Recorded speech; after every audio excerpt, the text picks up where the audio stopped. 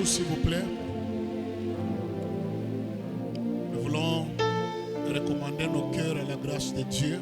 Tunapenda kuacha moyo yetu mikononi mwa Mungu. Voilà, c'est la séance introductive. Inakuwa ni kipande kambao cha kiingilio. L'homme de Dieu est déjà là, nous bénissons le Seigneur. Mtumishi wa Mungu kwa pale tunambariki wetu Mungu. Comme je le dis toujours, on ne sait pas pour qui Dieu l'a envoyé. Na vile mimi nasemaka sijui ni kwa nani ambaye Mungu anamtuma. Alors fais tout comme si tu étais seul dans la salle et que Dieu l'a envoyé pour toi. Nafanya yote kama vile kuwe moyo mkanisa na Mungu anamtuma kwa ajili Alors, je yako. voudrais qu'on élève nos voix, qu'on parle au Seigneur pour que Dieu nous parle. Prions ensemble. Seigneur, merci parce que nous sommes là. Ton esprit est là. Tu es au milieu de nous. Ton serviteur est avec nous, Seigneur. Le message est au milieu de nous, Seigneur.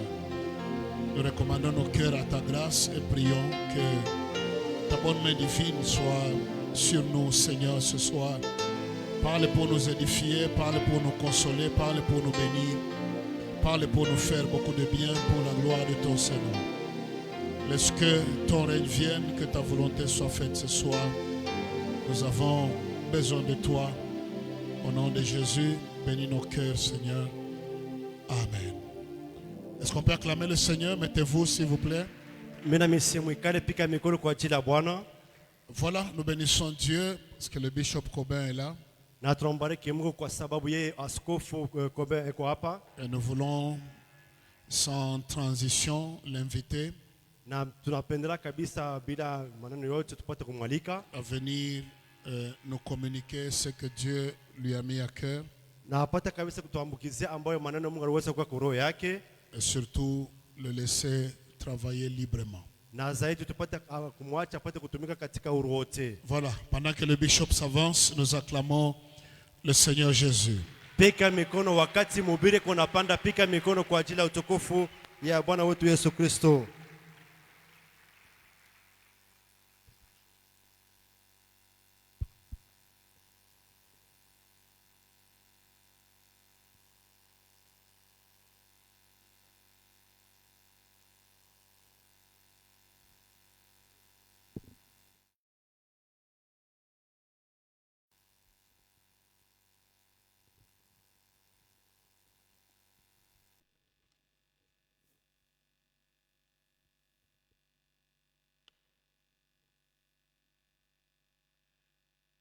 Je veux que tu élèves ta main droite.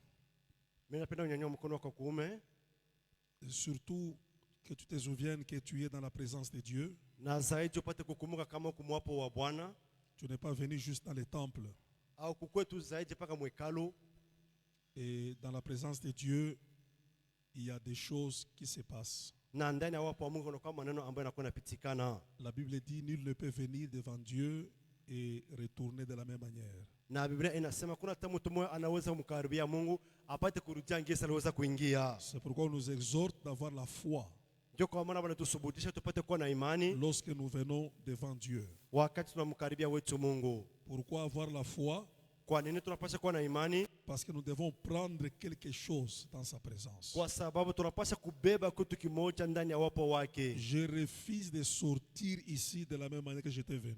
Lève ta main, dis à Dieu ce soir que j'obtienne quelque chose de ta part. Lève ta voix et prie au nom de Jésus.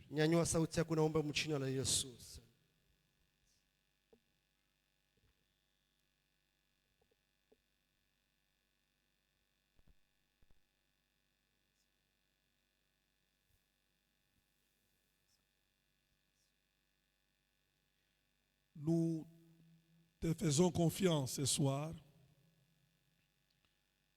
Nous croyons dans ta présence et nous implorons ton implication dans ces programmes. Père, communique-nous ce que tu as réservé pour un chacun. Nous proclamons ta seigneurie et ta victoire en ces lieux. Au nom de Jésus, nous prions ainsi avec action de grâce. Ensemble, nous disons Amen. Amen. Est-ce qu'on peut acclamer très fort? Nous bénissons sincèrement Dieu ce soir. Na tunamubariki na kumshukuru Mungu na moyo wote magharibi ya leo. Pour nous, c'est un grand privilège qu'il nous donne Na kwetu inakuwa ni fadhili kubwa ambayo Mungu anatupatia pour travailler pour lui. kwa ajili ya kuweza kutumika kwa ajili yake. La Bible dit mieux vaut un jour dans sa présence que 1000 ailleurs. Na Biblia inasema inakiema siku moja mwapa Mungu kuliko masiku 1000 nje. Nous ne sommes pas capables de concevoir quoi que ce soit, Hatuwezi ambayo kwa na mawazo yoyote kwa siku peke. mais Dieu nous fait grâce. Ni Mungu anatufanizia tu neema yake. Et pour cela, nous lui sommes amplement reconnaissants. Ndio kwa maana tunakuwa na shukrani kubwa kwa ajili kwake. Toutes mes considérations à l'homme de Dieu, l'ange de l'Église, Na heshima yangu yote kwa mtumishi wa Mungu na kwa malaika wa Mungu, un homme pour qui j'ai beaucoup d'estime, kwake ambaye mnakuwa na heshima sana, ensemble avec sa très chère épouse. na pamoja na Mamani. mrembo mke wake Mamani. Je n'ai pas de définition à donner pour ce qui les concerne. Na mishina na maana ingine ambayo kuweza kusema kumambo na kuna waangalia. Notre connexion n'est pas circonstancielle, Na haina kabisa paka kwa maana majira mais c'est pour toute la vie. yote ambayo atuiseme tu kwa muda, lakini maisha yote Et je yote. sens que je suis avec mon frère. Na miko nashikia na moyo wangu wa kusema niko pamoja na ndugu yangu. J'aimerais vous demander à me joindre à ma joie pour les apprécier avec acclamation. Pika mikono pia mchina la Yesu. Pendant que je fais les taxis, je crois que mon ami ici avec les baffles de retour est en train de m'aider à ne pas avoir un problème dans ce que je fais ici. Ok.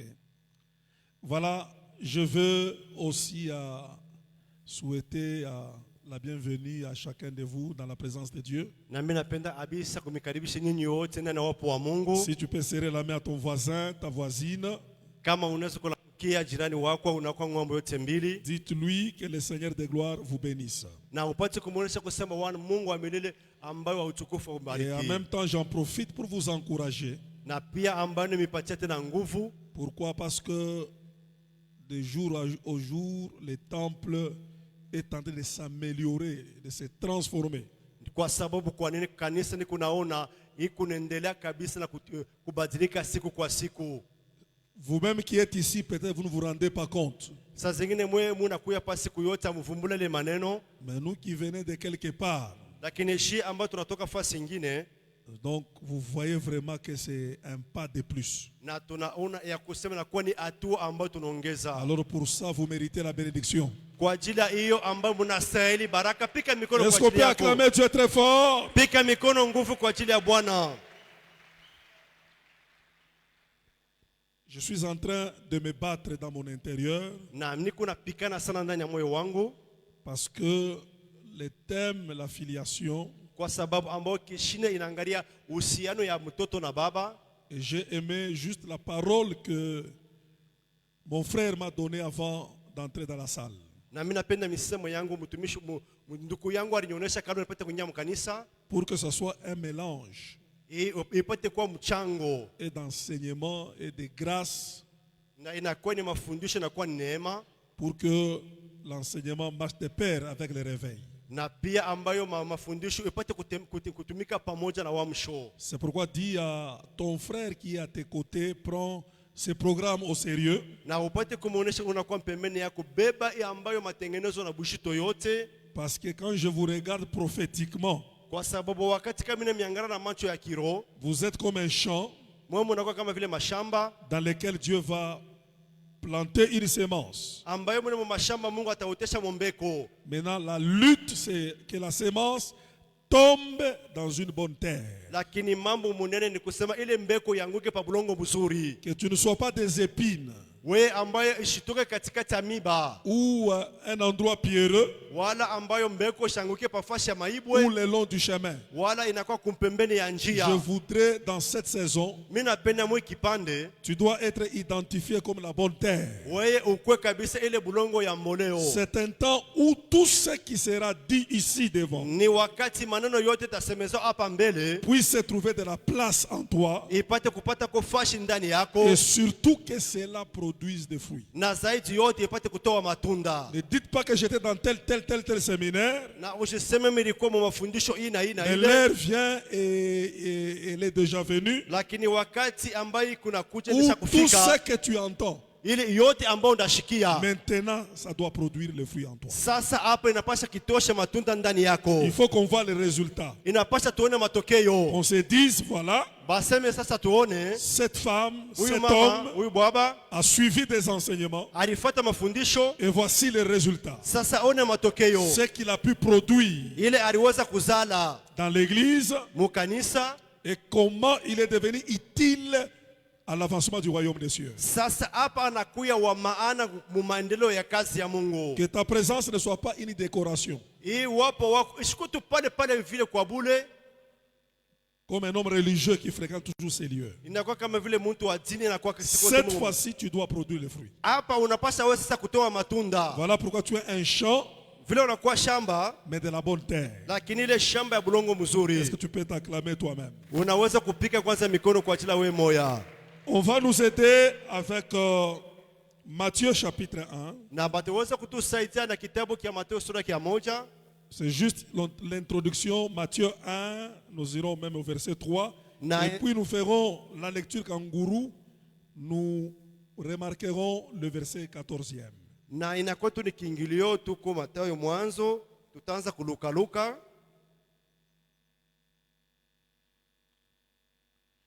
Quelqu'un va nous aider avec la lecture? Ou bien on va projeter? Okay. Matthieu chapitre 1. Nous Mathayo pouvons sura ya commencer par kwanza. le verset 1. Tutaanzia pale On dira kusoma jusqu'à 3. mpaka ya 3. Tutasoma mjina la Yesu. Généalogie de Jésus-Christ, fils de David, fils d'Abraham. Abraham engendra Isaac, Isaac engendra Jacob, Jacob engendra Judas et ses frères. Verset 3. Judas engendra de Tamar, Pharès et Zara. Pharès engendra Esrom, Esrom engendra Aram. On peut sauter pour aller au verset 14e. Sura ya 14 tunasoma. Azor engendra Zadok. Le verset 14, c'est ça? Le verset 18. C'est bien le 18. 18 tunasoma. Voici de quelle manière arriva la naissance de Jésus-Christ. Voici de quelle manière arriva la naissance de Jésus-Christ. Marie, sa mère, ayant été fiancée à Joseph, se trouva enceinte par la vertu du Saint-Esprit. Jusque-là, même si c'était la vertu du Saint-Esprit qui devait donner la grossesse à Marie, mais Hata kama ni kupitia la uwezo, Bible parle au moins de ses parents. lakini hata kama ni kupitia uwezo wa Roho Mtakatifu ambayo Maria achukua mimba, lakini Biblia inasema juu ya wazazi yao. Voici comment il est venu. Je, aliweza kukaribia La grossesse, c'est le Saint-Esprit. mimba na Roho Mais Mtakatifu. on fait mention à Marie, sa mère, et on fait mention à Joseph, son père. Est-ce qu'on peut acclamer Dieu très fort? Pika mikono, Que Dieu lakini vous bénisse. Veuillez vous asseoir, s'il vous plaît. Alléluia. Alors, je voudrais commencer par le pourquoi de ce message. Mimi napenda kuanzia kwa nini ambayo hii kishina mitaweza kukihubiri. Filiation, la filiation. Inakuwa ni uhusiano ama agano ya baba na mtoto. Premièrement, c'est un message qui va établir l'ordre dans les sacerdoces. Ya kwanza inakuwa ni ujumbe ambayo itarudisha usawa ndani ya ukuhani. Quand nous parlons du sacerdoce, nous sous-entendons l'ordre dans la manière de servir Dieu dans l'église. Wakati tunasema kikuhani, tunasema ni usawa namna kuweza kumtumikia Mungu ndani ya kanisa. Parce que l'œuvre de Dieu, il ne suffit pas de servir Dieu, mais il faut aussi mieux le servir. Lakini kazi ya Mungu haienaye tu kuyatumika, lakini unapaswa kuyatumika pia kwa uzuri, kwa ubora. Jethro dit à Moïse, ce que tu fais, tu ne le fais pas bien. Kwa sababu ambayo Yetero anamuonesha Musa kusema, hii kazi unakuwa unaifanya lakini hautende mzuri. Kutenda kazi alikuwa anakuwa itemwe. Mais la manière de faire n'était pas bonne. Lakini namna kuitumika ile kazi haikuwa mzuri. Ce que nous enseignons, cet enseignement, Wakati tunaleta mafundisho, premièrement, kia kwanza c'est pour mettre de l'ordre dans le sacerdoce, Kia kwanza ni kuleta usawa ndani ya ukikuani. dans la manière de servir Dieu, Munamna ya kuweza kumtumikia Mungu. y compris la considération de nos ministères, de nos appels, comment nous exerçons dans l'église, ça doit être dans l'ordre selon Dieu. Na ndani ya huduma wetu, ndani ya mazawadi, tunapaswa kuyatumika kuambatana na oda ama usawa kuambatana na Mungu. Parce qu'il n'y a pas un domaine dans lequel le diable profite beaucoup dans l'église, il a l'accès, comme le désordre dans le domaine sacerdotal. Lakini hakuna kitu ambayo shetani anapendaka sana kama kuleta muvuruko ile inakuwa ndani ya kikuani ama kazi ya Mungu mkanisa. Deuxièmement, Kia nous pili, enseignons cet enseignement, tunaleta hii mafundisho c'est pour poser un fondement. ni kwa ajili ya kuweza kuleta msingi ama kuleta msingi. Quand nous parlons du fondement, nous parlons de la fondation. Wakati ambao tunasema msingi ambao tutafanya fashi nyumba ni karia. Toute la valeur de cet édifice ici Hii bei ya hii majengo yote kunapanda juu dépend de la qualité de sa fondation. inambatana ambana hali nzuri ambayo ya msingi yake. C'est la qualité de la fondation qui donne l'assurance de l'avenir de l'édifice. Inakuwa ni nguvu ambayo ya nguzo ambayo inaonesha ubora ya kazi ambayo majengo yanaweza kuendelea. Si nous voulons penser à un avenir stable et meilleur de notre église, Kama tunapasha kuona ujio mzuri ya kanisa yetu ya ustarehe, de tels enseignements doivent être donnés. hii mafundisho ya hivi banapasha kuyafundisha kuyaleta ndani ya kanisa. Jésus dit, on a bâti deux maisons, mais sur des fondements différents. Yesu analeta banajenga manyumba ya mawili lakini inakuwa mausingi ya Toutes kuachana. les deux maisons étaient bâties. Manyumba yote mbili banaijenga. Mais leur différence n'était pas au niveau des décorations ou des niveaux ou de la taille.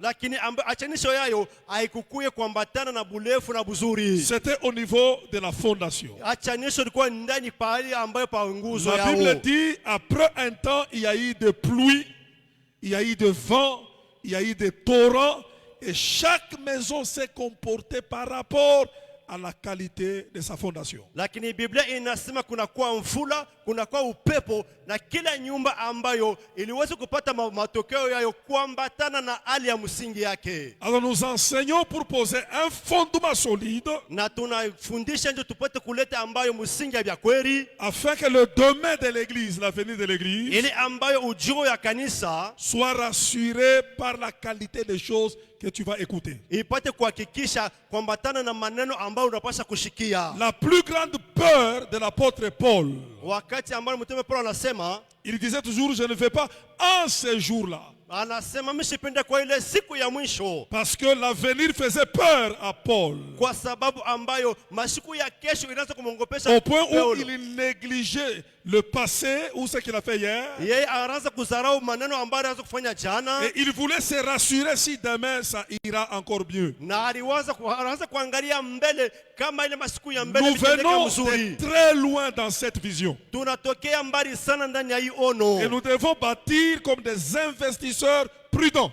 Tunapaswa kujenga kama wajengaji ambao wanakuwa na Le prix akili a été payé. na ambayo kujitoa De kunapaswa là où nous kuwako, venons jusqu'aujourd'hui. lakini kule tunatoka mpaka Pour leo qu'on se retrouve dans un tel temple. jo tutatanisha kanisa hiyo Nous mnene, nous retrouvons avec tout ce que nous avons aujourd'hui. tunajitanisha na maneno yote tunakuwa nayo leo. Nous devons beaucoup plus regarder à la qualité de certaines choses que nous appelons le fondement. Na tunapaswa kuangalia mzuri kwa bintu vizuri ambayo tunaita msingi, Pour que demain, ili kesho nous soyons dans l'assurance tukuwe ndani ya hakika que ça ne va pas créer de fissures. na tuone kusema kesho ambayo kushukue mafisiri ama vibumbashi pate kupita Si tu mafisiri. me donnes un bon amen, que Dieu te bénisse. Amen, amen.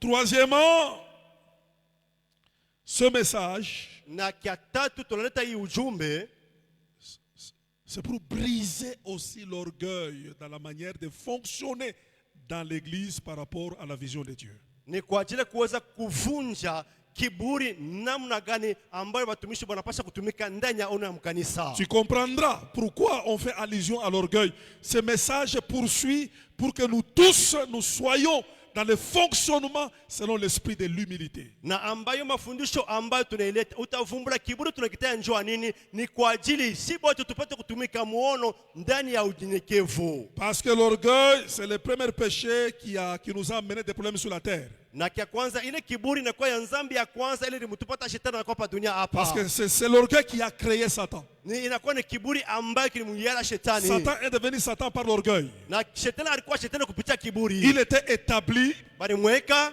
dans les fonctions bien déterminées. mkazi ambao wanampatia mzuri. Je ne sais pas ce qui lui est arrivé. Shiweni nini iweze kumfikia. Alors, il voulait s'élever Alipenda ambao anyanyulike. et aller au-delà des limites que Dieu lui avait déjà Kwenda données. zaidi ya mipaka ile Mungu aliweza kumupatia. Il disait, je vais lever mon trône au-dessus des étoiles de Dieu. Anasema mitanyanyua enzi yangu juu ya ile manyota ya Il voulait Mungu. dépasser le niveau de la gloire de Dieu. Alipenda kupita kipimo ya utukufu ya Mungu. Oubliant ce qu'on lui a confié comme responsabilité. Anasabu ile balimupatia kama Et kazi. la Bible dit que Dieu l'a précipité. Na Mungu Biblia inasema Mungu aliweza kumutupa. Selon qu'il est écrit que l'orgueil précède la chute. Kwa ile banasema ambayo kiburi wakati mtu wa Alors, kiburi nous utanguka. enseignons pour briser l'orgueil. Tunafundisha ndio kuweza kuvunja ile majivuno. Parce que l'orgueil, c'est un esprit qui a un caractéristique. Si ça y est en toi, toi-même tu ne sauras jamais que tu es orgueilleux. C'est les autres qui verront que tu es orgueilleux. Et tu n'accepteras même pas que tu es orgueilleux. Na kiburi wakati kiko ndani yako, wewe hauwezi kukivumbula. Ni bantu watakusema kwa kiburi na wewe wakikusema kwa kiburi hauwezi hata kuichika. Donnez-moi un grand amen. Unipatie mena mzuri. Alors nous voulons que cet orgueil soit brisé Tunapenda kiburi ipate kuvunjika afin que chacun travaille dans l'humilité. ili mmoja na wetu apate kutumika ndani ya unyenyekevu. Donnez-moi un grand amen. Unipatie amena mzuri. Et en fin de compte, Mwisho yote nous allons travailler aussi dans cet enseignement na tutatumika sana ndani ya mafundisho pour que l'Église soit bien représentée par le fils et les filles de la maison. na ambayo hii kanisa ipate kuonekanishwa mzuri kupitia wabinti na vijana wa kanisa. Parce que nous ne sommes pas seulement des membres. Hatuna tupaka wa memba bure tu ba Nous mkanisa. jouons aussi une fonction d'ambassadeur. Pia tunakuwa na ile kazi ya walozi. Nous représentons tout un royaume. Na ambayo tunakuwa tunaonesha ile inakuwa ufalme. Salomon dit, il dit quelque part, mon fils soit sage sur la terre, Na ambayo Solomon anasema mwana wangu upate kuwa wa hekima pa dunia. afin que je réponde par toi à celui qui m'outrage. Na ambayo nipate kujibia kupitia wewe kwa ule mtu ambaye anakuwa Il y a nichambula. beaucoup de choses qui se passent Kuko vitu mingi vinapitikana. contre l'église dans le monde, Hii kanisa watu wanakombanisha dans kanisa. l'environnement. Mu mazingira. On veut par quel moyen arriver à nous accuser, arriver à détruire les témoignages. Bantu banatafuta muna gani ya kuweza ambayo kutuchambula kutuchongea balabishe kavumu yetu mzuri. Il faut aussi enseigner pour que les membres, les fils et les filles de la maison représentent mieux le Père. Na ambayo tunapaswa kufundisha ili wa memba wa baba na mama wa kanisa bajue ngisi gani ya kuweza kuonekanisha mzuri kanisa nje baba yabo. Même si le Père n'est pas là, Hata kama baba mais shinako au travers les fils et les filles, kupitia mamemba wa on baba peut na wa voir les mama caractères, wanaweza kuona on mitabia, peut voir les langages, wanaweza kuona misemo, les attitudes, ile mahali le nzuri, comportement, ile mwenendo, l'autorité ile qui mamlaka représente valablement ce que Dieu a déposé en vous. inaonekanisha mzuri ambaye maneno Mungu aliweza kuweka ndani yenu. Je crois que ces objectifs sont très nobles. Mimi najua kusema hivi fukuzio binakuwa vizuri Et si sana. vous les avez aimés, on peut acclamer Dieu très fort. Kama unapenda hii ambayo vifukuzio pika mikono. Alors, avant que je commence mon travail, Kabla nipate kwanza kazi, je tiens vraiment à louer Dieu pour la vision qu'il a donnée à son serviteur. mimi napenda kumsifu Mungu kwa ajili ya ile ono anapatia mtumishi wake. Ça, c'est la vision d'un aigle. Hii inakuya ambayo ono ya tai. Savez-vous que nous sommes arrivés à un niveau Tunafika mkipimo mule, où on ne parle pas pour parler encore. hatuwezi kusema kanya. Nous parlons pour édifier. Tunasema kwa ajili ya kuweza Nous kujenga. parlons pour bâtir. Tunajenga kwa ajili ya Nous kujenga. parlons pour corriger. na tunasema kwa ajili Nous ya parlons pour kunyorosha. ramener les choses sur le chemin. Tunasema cha kurudisha vitu munjia. Nous parlons pour empêcher ce qui ne doit pas être à ne pas apparaître. Na ambayo tunasema cha kuzuiza bintu vingine Alors, bishionekane. une telle vision, Hii ono ya un hivi, tel sujet hii kishina sur la filiation, kwa ajili ya uhusiano na baba na mtoto ça c'est la vision de l'aigle. inakuwa ni ono ya tai. Et c'est une preuve que Dieu vous aime. Inakuwa kionyesha kusema Mungu C'est pourquoi nimependa. encore une fois, Nasema tena, nous allons acclamer Dieu pour la grâce que Dieu a donnée à son serviteur. pika mikono njoo neema ile Mungu anamfanyizia mtumishi wake. Nous allons commencer notre message. Na sasa tutaanza, hiyo inakuwa ujumbe yetu. Tout homme qui existe Mtu yote, binadamu yote anakuwa anaishi duniani en dehors de Adam qui est né directement, nje ya huyu Adamu alizalika kupitia qui existe parce qu'il a été créé par Dieu directement. yeye ambaye anakuwa naishi kwa sababu ni Mungu yeye aliweza kumuumba pale pale. Il vient d'un père ou il vient des parents. Ule mtu yoyote ambaye duniani anakuwa paka na baba na mama kula anatokea. Partout où il y a eu naissance, il y a la paternité. Fasi yote ambayo kunakuwa mtoto kunakuya baba. Répète encore ça en swahili parce qu'on n'est pas pressé. On va dire des choses jusqu'à dimanche. Fasi yote ambayo panakuwa mtoto yeye kusema kunakuwa baba ule alimzala. Répète encore ça. Fasi yote panakuwa mtoto yeye kusema ule mtoto kunakuwa ule baba alimzala. Pita na papa mbele, sema bien bibi. Kama unaona mtoto yeye kusema huyu mtoto ashanguke mumpepo, ashanguke mumbingu. Kuku baba yake ule alimzala. Ouais, c'est ton amen qui commence à s'adapter. Partout où il y a naissance, Fashi yote kunakuwa mtoto ule banazala. partout où il y a existence, Fashi yote kunakuwa mtu anakuwa anaishi. en dehors de Adam et Ève qui ont été créés comme les échantillons de la création, Kuinje ambayo ya Adamu na Hawa wale Mungu aliweza kubaumba kama vile kionesho ya umbo, il y a eu de parents. kulikuwa pa kukupa kama wazazi ambayo banakuwa banapaswa kuzala. C'est pourquoi dans les évangiles que nous venons de lire, Ndio kwa maana kupitia ile mahabari ambayo tunatoka kusoma, on nous parle de la généalogie de Jésus. banasema kizazi kule ambayo Yesu anatokea. Répète encore ça, j'ai aimé ça.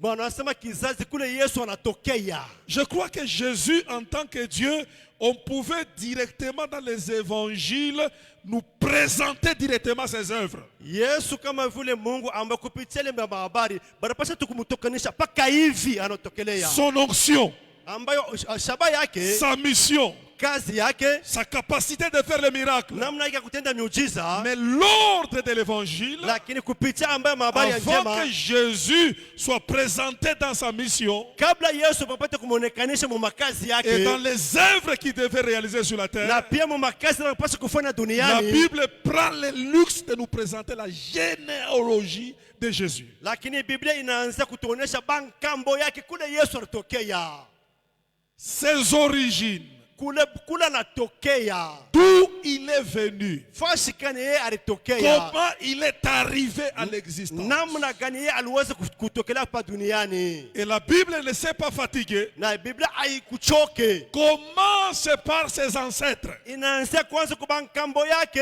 Ainsi nous avons lu dans Matthieu chapitre 1, le verset 1. Kule tunasoma Mathayo mwanzo na mwanzo, La généalogie de Jésus. kizazi Voyez cha comment Yesu, Jésus est venu. namna Yesu anaweza kukaribia. Il est fils de David. Anakuwa mwana wa Daudi. Comme je l'ai dit, Vile mimi il n'y a nasemaka, pas un fils, ana il n'y a mtoto, pas un enfant eko kwanza mtoto, sans qu'il n'y ait pas un parent. ni kusema sio kwa mtoto bila kuwa na baba.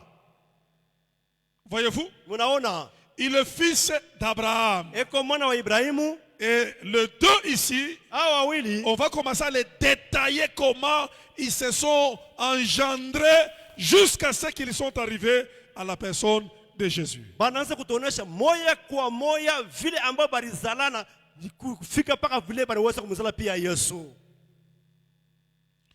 Il n'y a pas d'existence, il n'y a pas de naissance sans paternité ou filiation. Na hakuwezi kuwa kuzalika kama mtoto kama kuna baba, kama kuna uhusiano ya baba na mtoto. Tout comme on peut aussi changer, Na pia il tunaweza kubadilisha. n'y a pas de fils sans père Hakuna mtoto bila baba.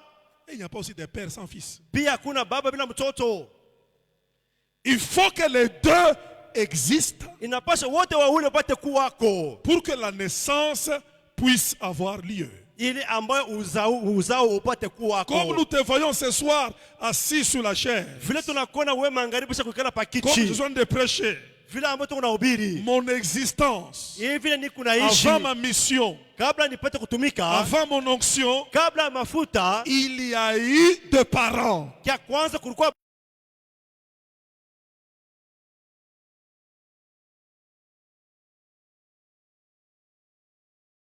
Nés.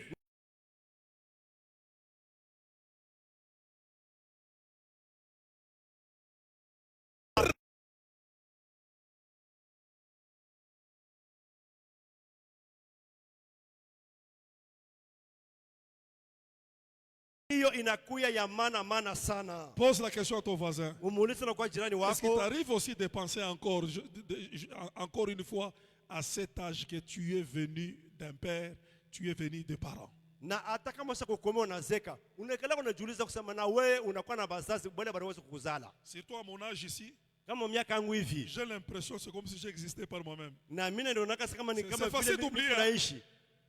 Comme c'est toi qui signes, c'est toi qui travailles, tu roules, tu fais tout. Des fois, on oublie facilement que la naissance est passée par les parents. Na unakomea unafaa bioto unakuwa na bibi na batoto, unaona unasema mpaka wewe sana, unakuwa bazazi na wewe bali kuzala. Parce qu'il n'y a pas de naissance Hakuna kuzalika sans le parent. kama kuna bazazi. Toute naissance Kuzalika kote exige la paternité. inaonekanisha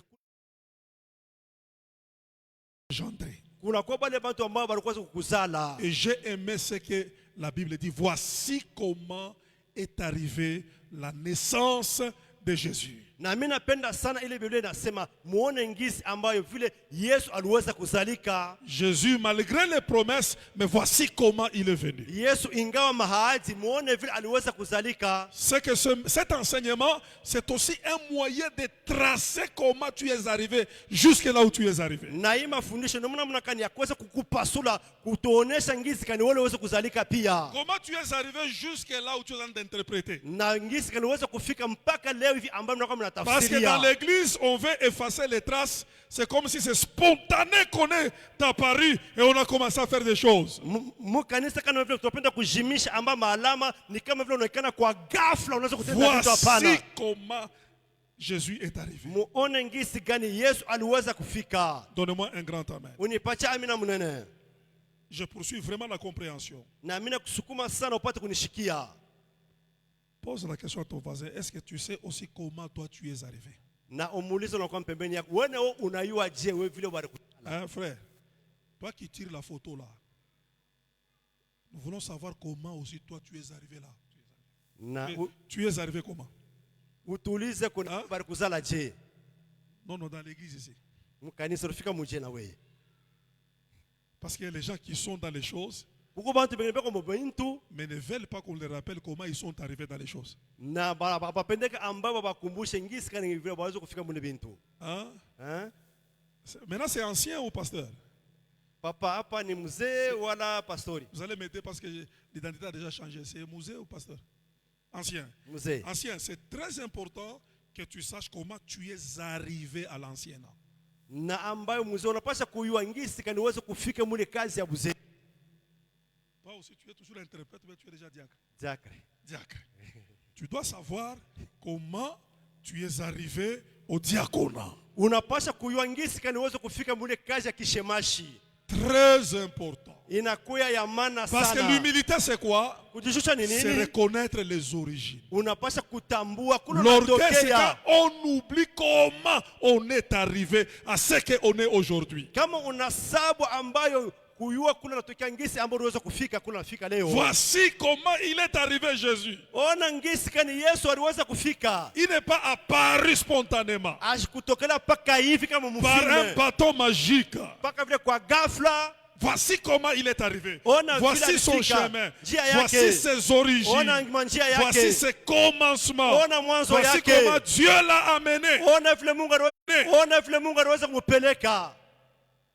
C'est très important. inakuwa ya maana sana. Quel que soit le niveau, quelle Ingawa que soit ta hatua, vision, ono quelle que yako, soit ta mission, kazi yako, il faut retracer comment tu es arrivé à ça. unapaswa utupasulie, utuoneshe wazi ulifikia pale je.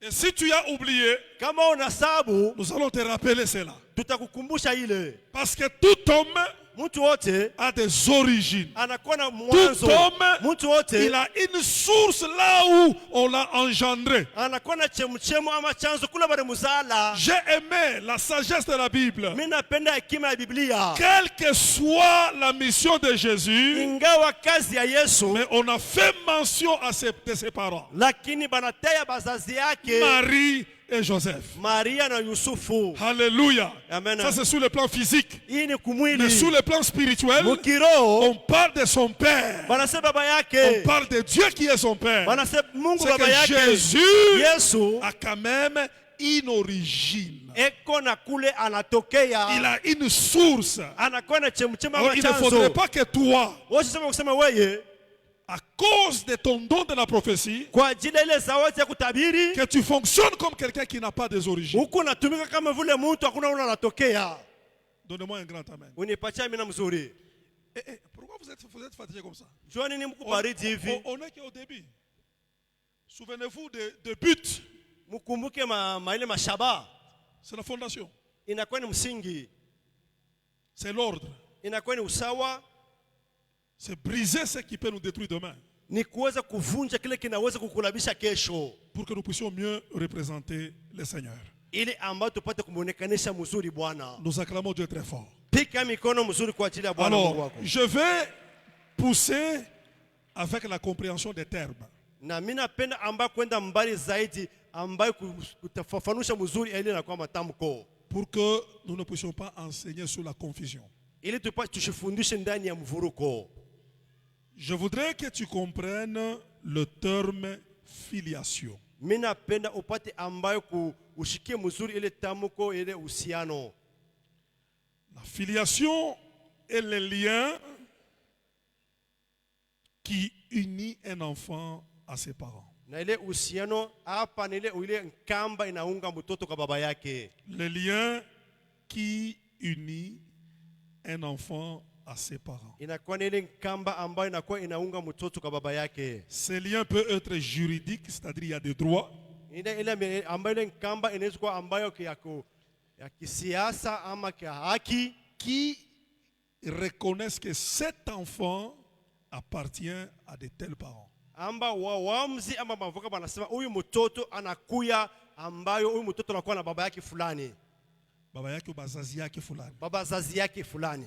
Amen, amen. Amen, amen. C'est ce qu'on appelle la filiation. Ni ile ambayo tunasema ile uhusiano. Comme je fais l'appel à la compréhension, Vile ambayo kunasema nje tubishikie mzuri, la filiation permet de déterminer qui sont les parents de l'enfant. na ambayo hii uhusiano ni tupate kuvumbula ni bazazi ambayo mtoto huyu bazazi yake banakuwa ni banani.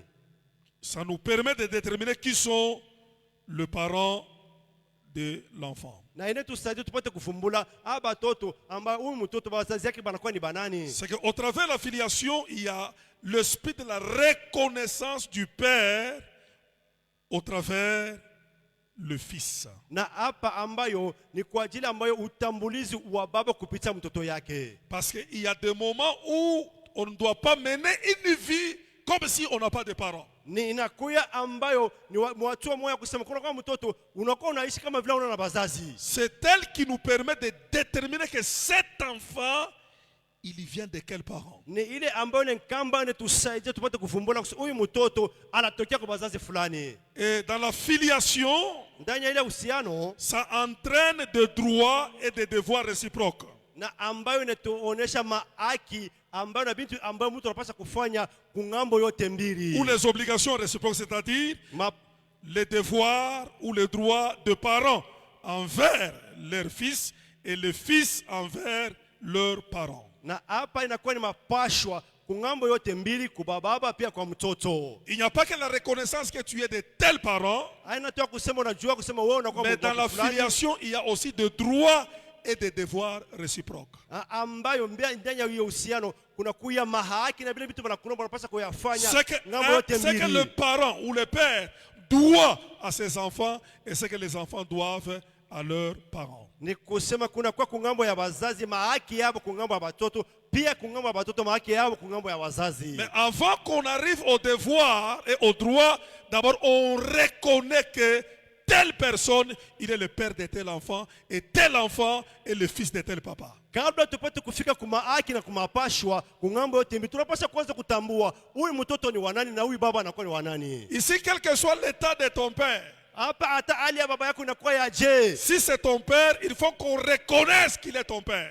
Kama ni baba yako unapaswa kumtambua kusema huyu anakuwa ni baba. Je connais un témoignage dans une école primaire, ça fait très longtemps. Mimi najua kuna kwa ushuhuda mambo moya kwa masomo kushona moya watoto kuna kwa Il y miaka avait un mingi. élève très beau et très intelligent dans une classe. Kuna kulikuwa mtoto moya wa akili sana mrembo Et toute la classe masomo. parlait que de cet enfant-là. Na mrembo masomo watu wote wanaanza kusema njoo Il ni était un mtoto. enfant remarquable. Alikuwa mtoto mwenye Mais il kujulikana kwa avait watu un wote. père qui s'était brûlé Alikuwa na baba mmoja alikuwa et kulungulaka son visage était comme un handicapé physique. na uso wake alikuwa kulungula. Alors un jour, son père est allé à l'école Siku moja baba yake anaenda kwa masomo pour chercher son fils. kutafuta mtoto yake. Il a toqué et Anakonkola le maître est sorti, c'était dans une école primaire. na mwalimu anatoka ni kwa masomo ya shule ya Le maître watoto. pose la question à son père, qu'est-ce que je peux faire pour toi? Anamuuliza atakufanisha nini Il baba? dit non, c'est moi le père de tel enfant. Ni mie baba wa mtoto fulani. Je suis en train de me déplacer, je suis venu lui laisser un message. Mimi niko naenda fashi moja, mimi kumwacha miumbe Si vous pouvez le signaler que j'ai quelque chose à lui communiquer. na mnapasha kumuonesha kusema kuna kitu ambacho Le kumuonesha. fils connaissant le visage de son père. Mtoto vile aliyo msula ya baba yake. Pour lui,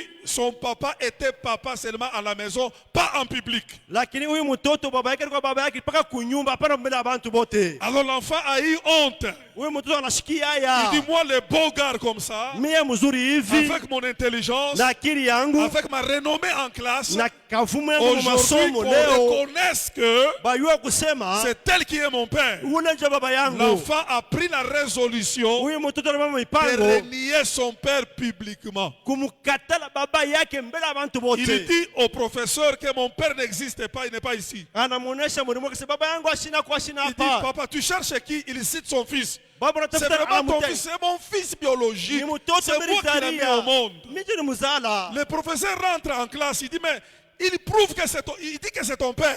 Mwalimu anasema wewe anasema ni baba yako wewe. L'enfant a refusé totalement. Mtoto anamkatala. Il n'a pas accepté à cause de la honte parce que la présentation de son père n'était pas conforme à sa renommée. Lakini huyu mtoto anamkatala nje uso wake kwa sababu kafumu yake ambayo inapasha Et kulabika. quand il sort dehors, Akitoka nje on a entendu dans la classe tunashikia mu l'enfant en masomo. train de dire, tu es venu faire quoi ici? Est-ce que moi je te connais? Pourquoi tu es venu me chercher? Va chercher tes enfants.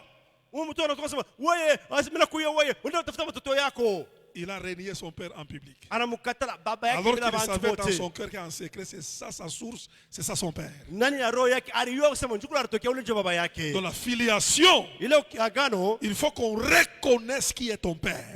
tunapasha utambue Qui nani kwa sont baba yako. tes parents? Bazazi yako ni banani? Tu es fils de qui? Uko mtoto wa nani? Et toi aussi, tu dois reconnaître tes parents et tes parents doivent te reconnaître. Wewe unapasha kujua bazazi yako na bazazi yako Et vous wanapasha savez que kujua. cet enfant, Ule mtoto son père a prononcé juste une parole. baba yake alisema sema tu moja Et à tu. partir de ce moment-là, Kupitia ile wakati toute la vie de l'enfant a commencé à dégringoler. maisha ule mtoto inaanza kuanguka. Rien ne marchait. Hakuna kinaanza Même la kuendeka. beauté au visage Hata uzuri wa avait uso disparu. inapotea. L'intelligence a disparu. Akili inapotea. Tout simplement parce qu'il a renié ses origines. Kwa nini alimkana baba yake? Et cet esprit est dans l'église. Na ile roho inakuwa mkanisa. Plusieurs personnes, Bantu ba mingi c'est à un certain niveau qu'ils reconnaissent son père. ni watu moja tu wanatambua baba Mais yake. quand ils vont dans le niveau supérieur, Akipande juu le zaidi niveau de la gloire, ils mtukufu entrent dans la renommée. anaingia Ils mkavumu. ont tendance à effacer les traces. Banakuwa na ile hatua ya kwanza Comme kushimisha ils ambayo reconnaissent que moi, malama. ici, je viens de telle part, Mimi de nataka telle fashi fulani personne, kwa mtu fulani. de telle source. Kuchamu Sinon, ça va fulani me diminuer. itanishusha. Et en ce moment-là, Ile wakati bien-aimé dans le Seigneur, wapenda katika ça Bwana bloque beaucoup de choses. inavunja vitu vya mingi.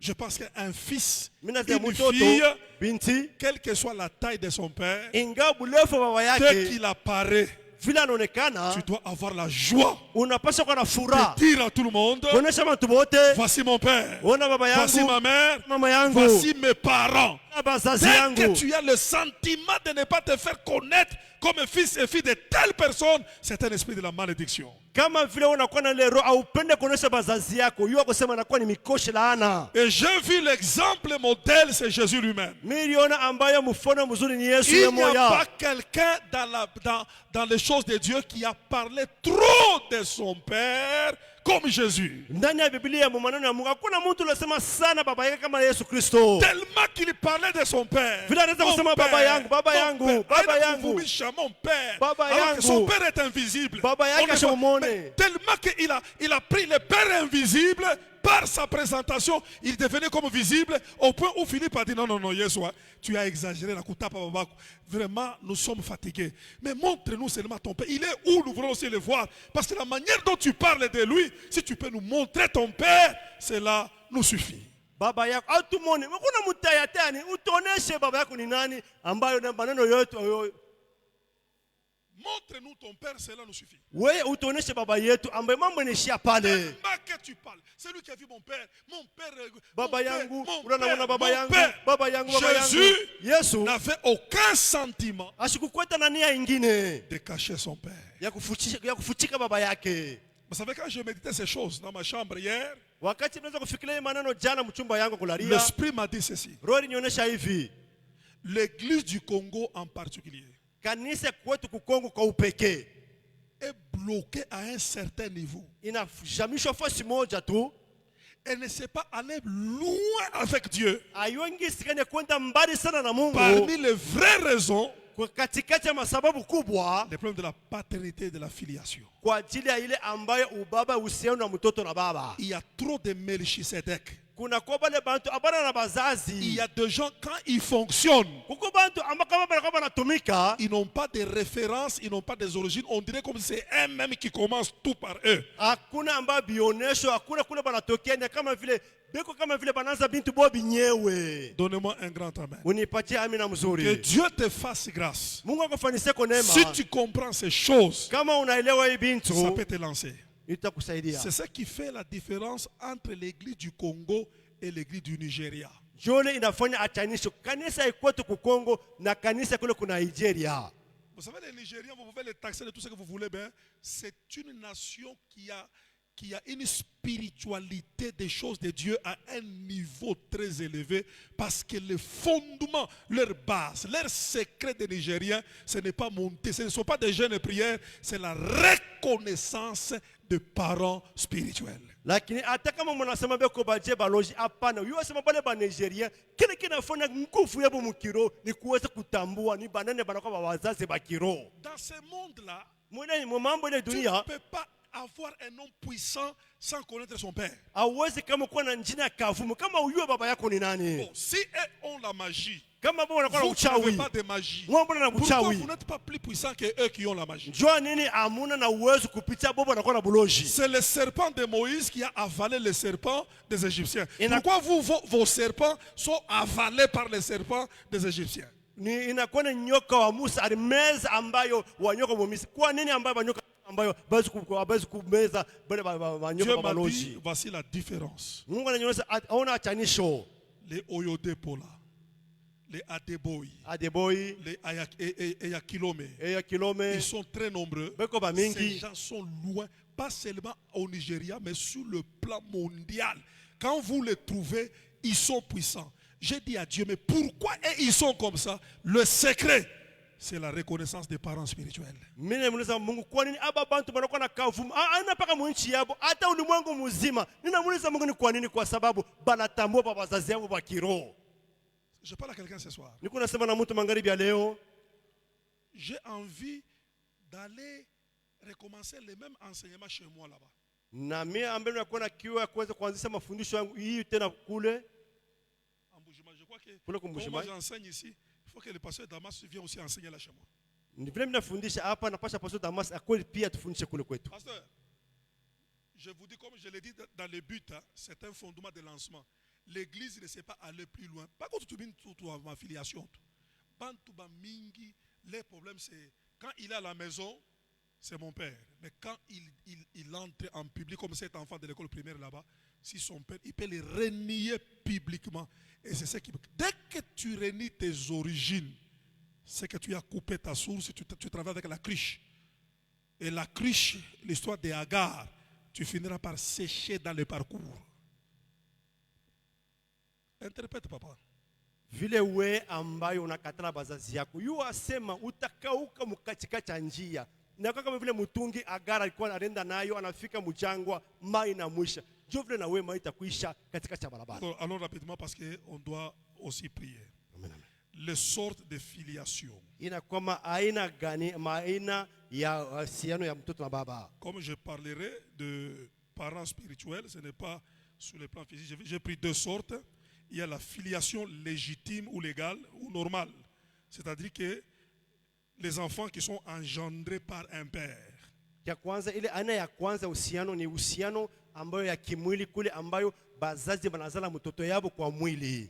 C'est que ce sont les parents qui sont directement le parent. Ce sont eux qui l'ont engendré, qui l'ont amené à l'existence. On appelle ça filiation légale ou normale. Hii uhusiano ya kwanza ni bure bazazi babia kweli bale ambayo banakuwa banazola ule mtoto banasema huyu mtoto anakuwa ni damu ya baba fulani. Et nous avons aussi la filiation par adoption. Na pia kuna kuya ambayo ule uhusiano kupitia kukubaliwa. C'est qu'un enfant qui n'est pas au départ ton enfant. Kwa kwanza huyu mtoto ana ule mtoto ulizalia kwa damu yako. Mais tu en décides d'en faire ton fils ou ta fille. Na ona baba mpango huyu mtoto mimi namuchika kwa mtoto yangu. Et il entre dans le droit en tant qu'enfant dans ton héritage. Na pia ndani ya haki anaingia kama mtoto ndani ya urithi wako. Même sur le plan juridique, il est reconnu comme ton enfant, même si dans son sang, il n'a pas l'ADN de son père. Mais comme tu l'as pris, tu l'as adopté comme ton enfant, il entre dans ta lignée et il devient ton enfant. Ata mbele ya leta vile unachika kusema huyu mtoto na mkubalia kwa mtoto yangu, pale pale anaingia kama kwa mtoto yako, pia na kwa murithi ndani ya mali yako. C'est que même sur le plan spirituel, Ata mkiro, il y a des enfants qui sont nés directement de leur père spirituel. kuna kwa wale watoto ambao balizalika pale pale kupitia baba yao wa kiroho. C'est leur père qui les a engendrés, Ni baba yao aliweza qui kubazala. les a amenés à l'existence, Aliweza kubazala qui mkiroho. les a formés, Aliwafundisha. qui a installé en eux une sémence, Yeye aliweka ndani yabo mbeko. qui les a imprégnés de son ministère. Yeye aliweza kubaingisha ndani ya huduma Il vient wake. directement. Pale pale. Mais il y a d'autres qui viendront dans son ministère. Anaanza kumipatisha Parce aya. que peut-être vous les Corinthiens, vous avez déjà atteint un âge, un niveau très élevé. Maintenant, vous ramenez encore à la reconnaissance que vous êtes mes enfants. C'est comme si on vous humilie. Paul dit, ce n'est pas la honte que je suis en train de vous transmettre. Parce qu'il y a déjà à un certain niveau, quelqu'un comme moi, je suis déjà bishop, et puis je dois présenter mon père. C'est comme une diminution. C'est ce que Paul est en train de dire. Ce n'est pas une honte. Est-ce que vous comprenez ça? Amen. Quel que soit le niveau que tu peux atteindre, ton père reste ton père. Hata kama unakomea sana banaanza kuonesha baba yako. Anasema njoo kukushusha pana. Hata kama unakomea baba yako anabakia baba. Alors, ce n'est pas pour vous faire honte que j'écris ces choses, mais pour vous avertir comme mes enfants bien-aimés. Pour vous avertir comme mes enfants bien-aimés. Voyez-vous, quand on parle de la filiation, de la paternité, c'est-à-dire c'est un message d'avertissement. Ya kwanza wakati bako unasema njoo uhusiano ya mtoto na baba inakuwa ni ujumbe ya kukalamusha. C'est pour vous avertir Ni kwa ajili ya kumikalamusha comme mes enfants. kama vile batoto yangu. Même s'il y a des dons au milieu de vous, Hata kama kuna kwa des mazawadi kati prophéties, yenu, il y a des zawadi, dons de miracles, de guérisons, mais je vous parle comme mes enfants. kama kuna kwa mazawadi miujiza, na mimi kunasemeza kama vile batoto yangu. Et la cause des messages qui peut pousser un père à parler aux enfants, c'est l'amour. Voilà pourquoi il ajoute bien-aimé, bien-aimé. Donc c'est l'amour qui me pousse, moi, Paul, à vous parler comme un père, parce que vous êtes mes enfants, quel que soit le niveau que vous avez atteint. Hata mwatoto mnafika, kama nafika kusema hivi ni kupitia mapendo ni kunayo kama vile baba yenu. Verset 15. Sura ya 15 nasema nini? Car quand vous auriez 10 000 maîtres en Christ, vous n'avez cependant pas plusieurs pères. puisque c'est moi qui vous ai engendré en Jésus-Christ par l'évangile. C'est moi qui est votre Père. C'est moi qui vous ai engendré. Vous êtes mes enfants légaux. Mie njo minakuwa baba yenu. Mimi njo mimi mizala. Munakuwa watoto yangu ambao mlijizalia mimi mwenyewe. Voilà. C'est moi qui vous ai amené en Christ. Ni mie ambaye mnaweza kunipeleka kwa Kristo. Même si vous avez plusieurs maîtres, Hata mnakuwa walimu wa mais à mingi. ce qui concerne la paternité, c'est moi. Baba, Je suis seul que vous devez reconnaître comme votre Père. ule anakuwa baba C'est ni moi qui vous ai mie. engendré. Mnapasha kujua kwa sababu mimi njo baba yenu, mimi njo mizala. Donc dans cette filiation, Ndani ya uhusiano hiyo, on voit un Père qui a engendré directement l'église de Corinthe. tule tunaona ule baba ule aliweza kuzala ile kanisa ku Korinto. Mais nous voyons aussi Paul en tant que père d'un fils qui n'a pas engendré directement, je parle de Timothée. Hapa ni kunaona ambayo nakuwa ya ule ambayo Paulo anaona kusema kama vile ule baba ambaye ule mtu ashikuzale yeye ule mtu alikuwa Timotheo. Ce n'est pas Paul qui a amené Timothée à la foi. Aina Paulo ambaye aliweza kumpeleka Timotheo Timothée s'était déjà converti. Alikuwa shakuaminia. Parce que la foi de Timothée a commencé avec sa grand-mère, sa mère et est entrée en Timothée. Kwa sababu ile imani ya Timotheo ilianza kwanza na bankambo yake pia nashuka kwa maisha yake. Il est devenu un fils pour Paul par adoption. Anakuwa mtoto kupitia Paulo kupitia Mais Paul kukubaliwa. est devenu son père. Na Paulo anakuwa baba yake. Parce que maintenant c'est lui qui l'a formé,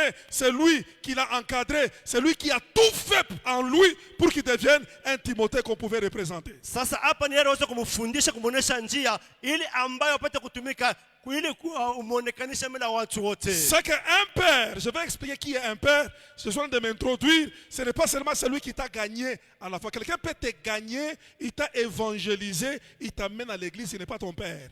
Parce qu'un père, vous comprendrez, c'est beaucoup de choses. C'est beaucoup de choses.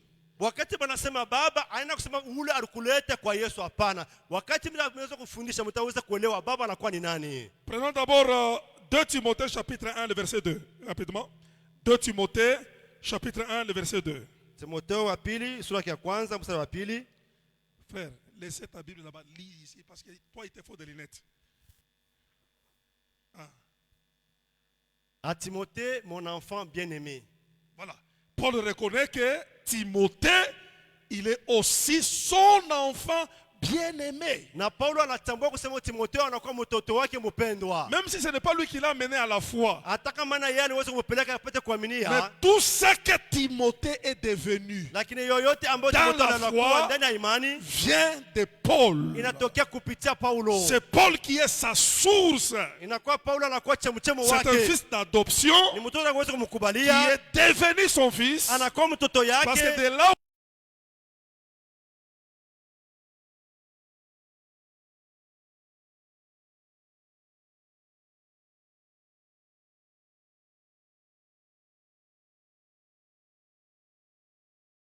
engendré, Hata kama shikumuzale. je l'ai adopté Mimi mkubalia. et j'ai investi en lui. Pia mnatumika ndani Il yake. est aussi mon enfant bien-aimé. Anakuwa pia mwanangu mpendwa. Et il veut que la grâce, la miséricorde et la paix lui soient accordées Pia anapenda ile neema, fadhili na salama de la part de Dieu le Père et de Jésus-Christ notre Seigneur. Il lui souhaite aussi de bonnes choses. Pia anamtakia vitu vizuri. Alors ici, qu'est-ce que j'aimerais dire? Hapa mimi napenda kusema nini? C'est que nous devenons fils ou filles de plusieurs manières. Tunakuya babinti na baana kupitia namna Soit mingi. directement, Kwa vile kupitia soit kwa ghafla par pale adoption. ni kusema banakuzala wala banakukubalia. Et que ce soit dans tous les deux cas, Iwe mahali yote mbili ce qui est très important, kia maana sana dans la filiation, ndani ya uhusiano, ton père te reconnaît comme son fils ou sa fille, baba anakutambua kama vile binti wake mwana et wake, toi, tu dois reconnaître aussi ton père comme fils et fille. na wewe unapaswa kabisa kumtambua baba yako kama ikalake ndani ya Kristo. Je parle à quelqu'un. Niko nasema na mtu Alors pour terminer, et puis nous allons prier ce soir. kwa ajili ya kumaliza na kuweza kuomba magharibi ya leo, Retenez ces deux choses. weza kubamba hivi vitu viwili. Dieu poursuit deux grandes raisons majeures dans la filiation. Mungu yuko anafukuzia vitu viwili vinene ndani ya uhusiano ya mtoto na baba, Et c'est par là que je vais arrêter. na pale mitaweza kumalizika Par la filiation, kupitia ile uhusiano ya mtoto na baba. Dieu poursuit premièrement l'identité de l'un et de l'autre. Kia kwanza Mungu anakuwa anafukuzia ambayo anwani ama njina ya mmoja na mwingine. Connaître ton identité du Père et du Fils. Kujua njina ya baba na mtoto. On ne peut pas connaître le Fils sans le Père. Hawezi kama kujua mtoto bila baba. Et tout comme le Père sera reconnu au travers ses fils. Na pia baba watayosema huyu baba kupitia watoto yake. C'est que par la filiation, Ni kupitia ile ambayo uhusiano na baba na mtoto, on poursuit de localiser ton identité. na pale ambayo tunafukuzia kujua wewe njina kuna kwa nani. Je ne sais pas si c'est ça l'identité. L'identité, ce n'est pas seulement les noms. L'identité, c'est l'ensemble de tout ce qui constitue ta personne. Bapate kujua umuntu wako unakuwa wewe unakuwa nani. Voilà. Matthieu 11, le verset 27. Matthieu 11, 27. Matthieu 11, 27. Matthieu 11, 27.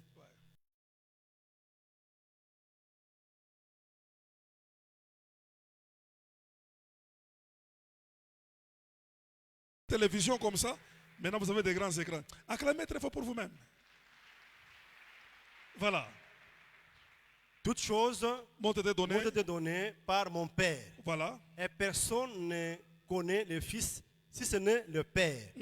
Personne non plus ne connaît le Père si ce n'est le Fils. Et celui à qui le Fils veut Le le révéler. révéler. Voilà. Amen. C'est que la connaissance, la découverte, Ni kusema ambayo kuvumbula ule kutambua. découvrir un fils, Kuweza kutambua mwana. son identité, ce qu'il est, ce qu'il représente, ce qu'il porte, c'est par son père. Kuyua mtoto kile yeko ni kupitia baba yake. Voyez-vous? Unaona? C'est le père qui dévoile son fils. Inakuwa ni baba anakuwa nafununa ama kumfungula C'est la mtoto yake. plus grande raison que Dieu poursuit au travers de la filiation, c'est pour révéler ton identité. C'est au travers de tes parents qu'on te connaîtra qui tu es. Ni kupitia bazazi yako. Kile Mungu anaweza kunafukuzia ndani ya uhusiano ni kuweza kukuonesha mbele ya watu kile wewe unakuwa. Jésus dit, toutes choses m'ont été données par mon Père. Yesu anasema vitu vyote vinapewa kupitia baba yangu. Parce que personne ne connaît le Fils. Hakuna ule mtoto anayua mwana. Mon frère et ma soeur, Ndugu. si tu es fils ou fille, Kama unakuya binti mwana, pour que moi je te connaisse, le pasteur Cobin, ili nipate kukuyua mimi et que pastor les Kobe.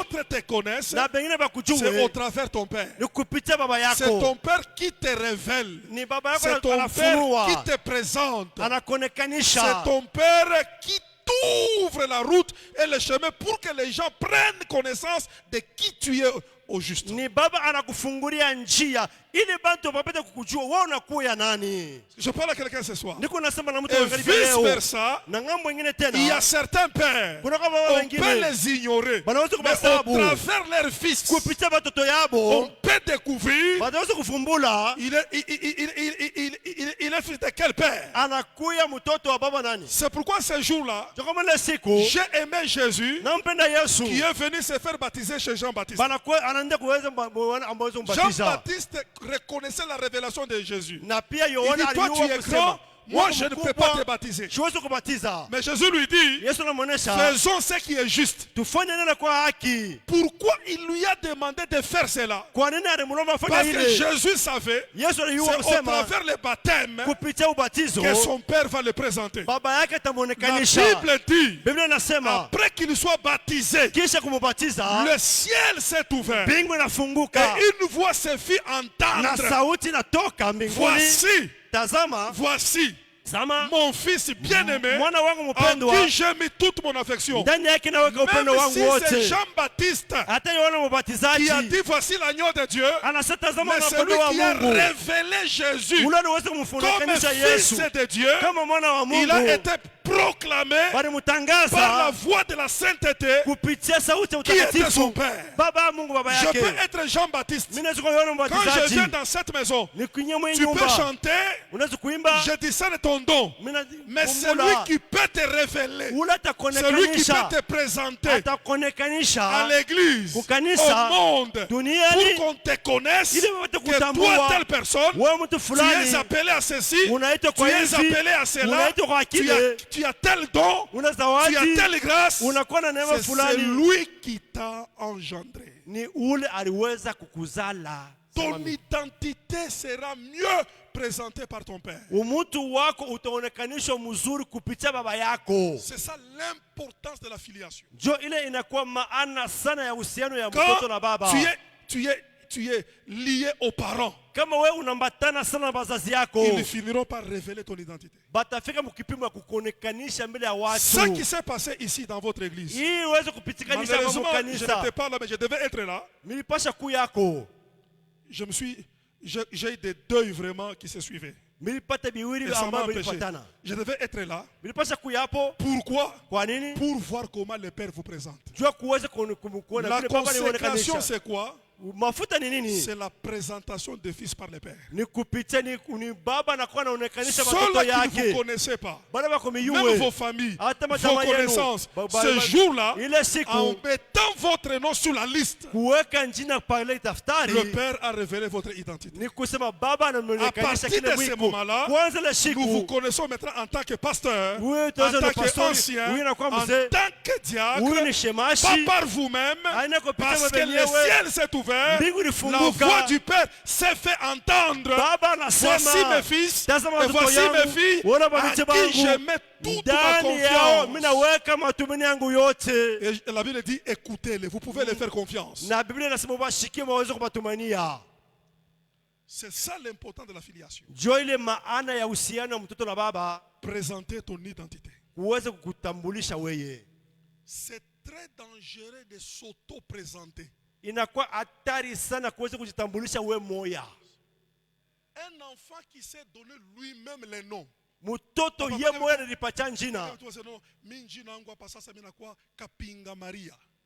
En avant, on va m'appeler Kapinga Maria. L'enfant est donné par ses parents. Vrai ou faux? Maintenant, toi, c'est le Facebook qui nous apprend que tu es prophète. Et ton père et tes parents spirituels, personne ne connaît qui tu es. Il n'y a que le Facebook qui nous a informé que tu es déjà devenu bishop.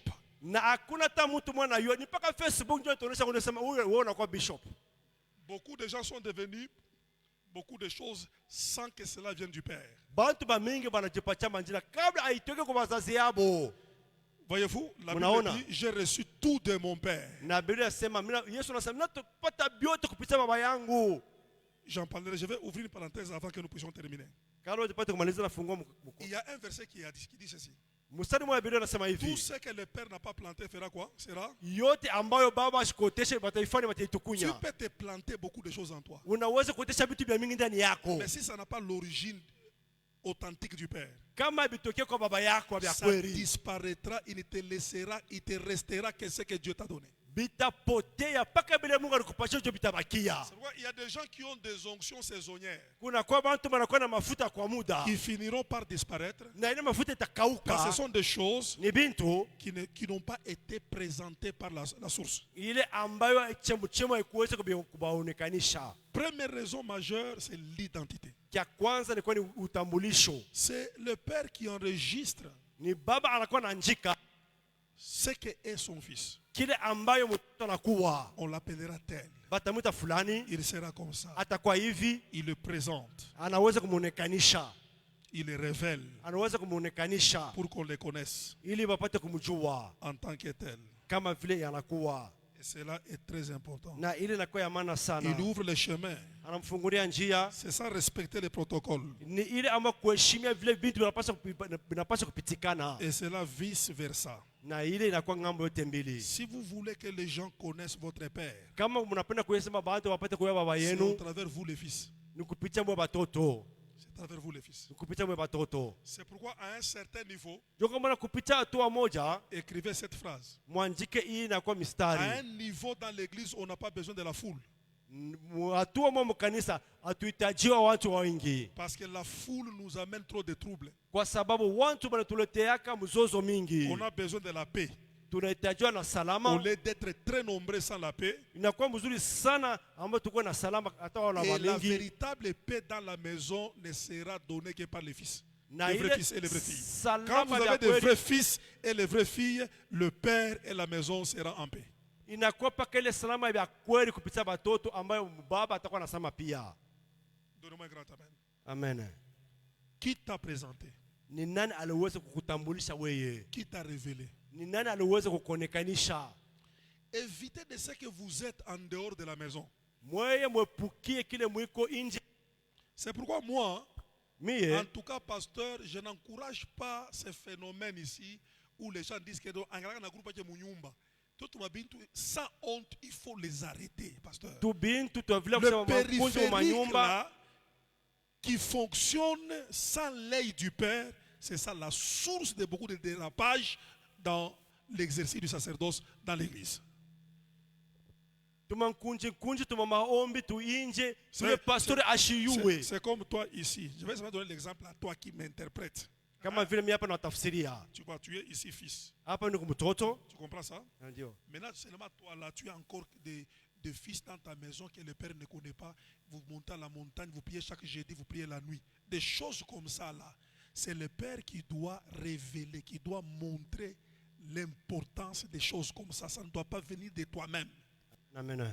Interprète, il y a des gens qui doivent entendre. Tu bintu kama vile mimi hapa niko mtafsiri mimi nakuwa na Comment kankunji kangu unashua sauti hivi? Huyu mimi problème ni je. hapana habiwezi kufanyika Ah, sema papa nishike. habiwezi kufanyika Sema nishike.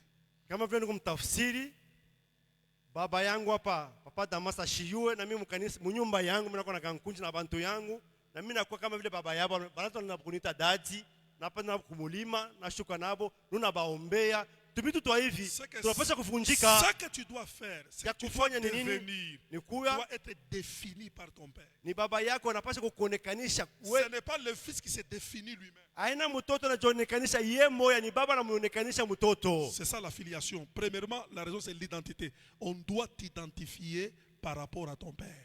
Kia kwanza ni baba anapaswa kukutambulisha weye. Deuxième chose, et puis nous terminons la dernière chose. Na kitu kia pili tutamalizikia pale Demain, je vais continuer. na kesho nitaweza kuendelesha. La plus grande raison, Na sababu kubwa et ça j'ai beaucoup aimé. na kile mimi napenda zaidi Bien aimé dans le Seigneur. mapenda katika Bwana.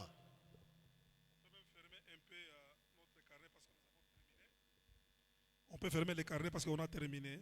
Na tunaweza kufunga Dieu, karne. il travaille dans la filiation parce que l'œuvre de Dieu est générationnelle. Na Mungu ambaye anakuwa anatumika ndani ya uhusiano ya baba na mtoto kwa sababu kazi ya Mungu inakuwa ya bizazi bila iko inatumika ndani ya bizazi. Voilà pourquoi on appelle Dieu le rocher des âges. Joko maana banamuita Mungu yeye anakuya mwamba wa bizazi. Écoutez, Dieu ne peut pas commencer un travail dans un homme pour que ce travail se termine dans cet homme par sa mort. Non.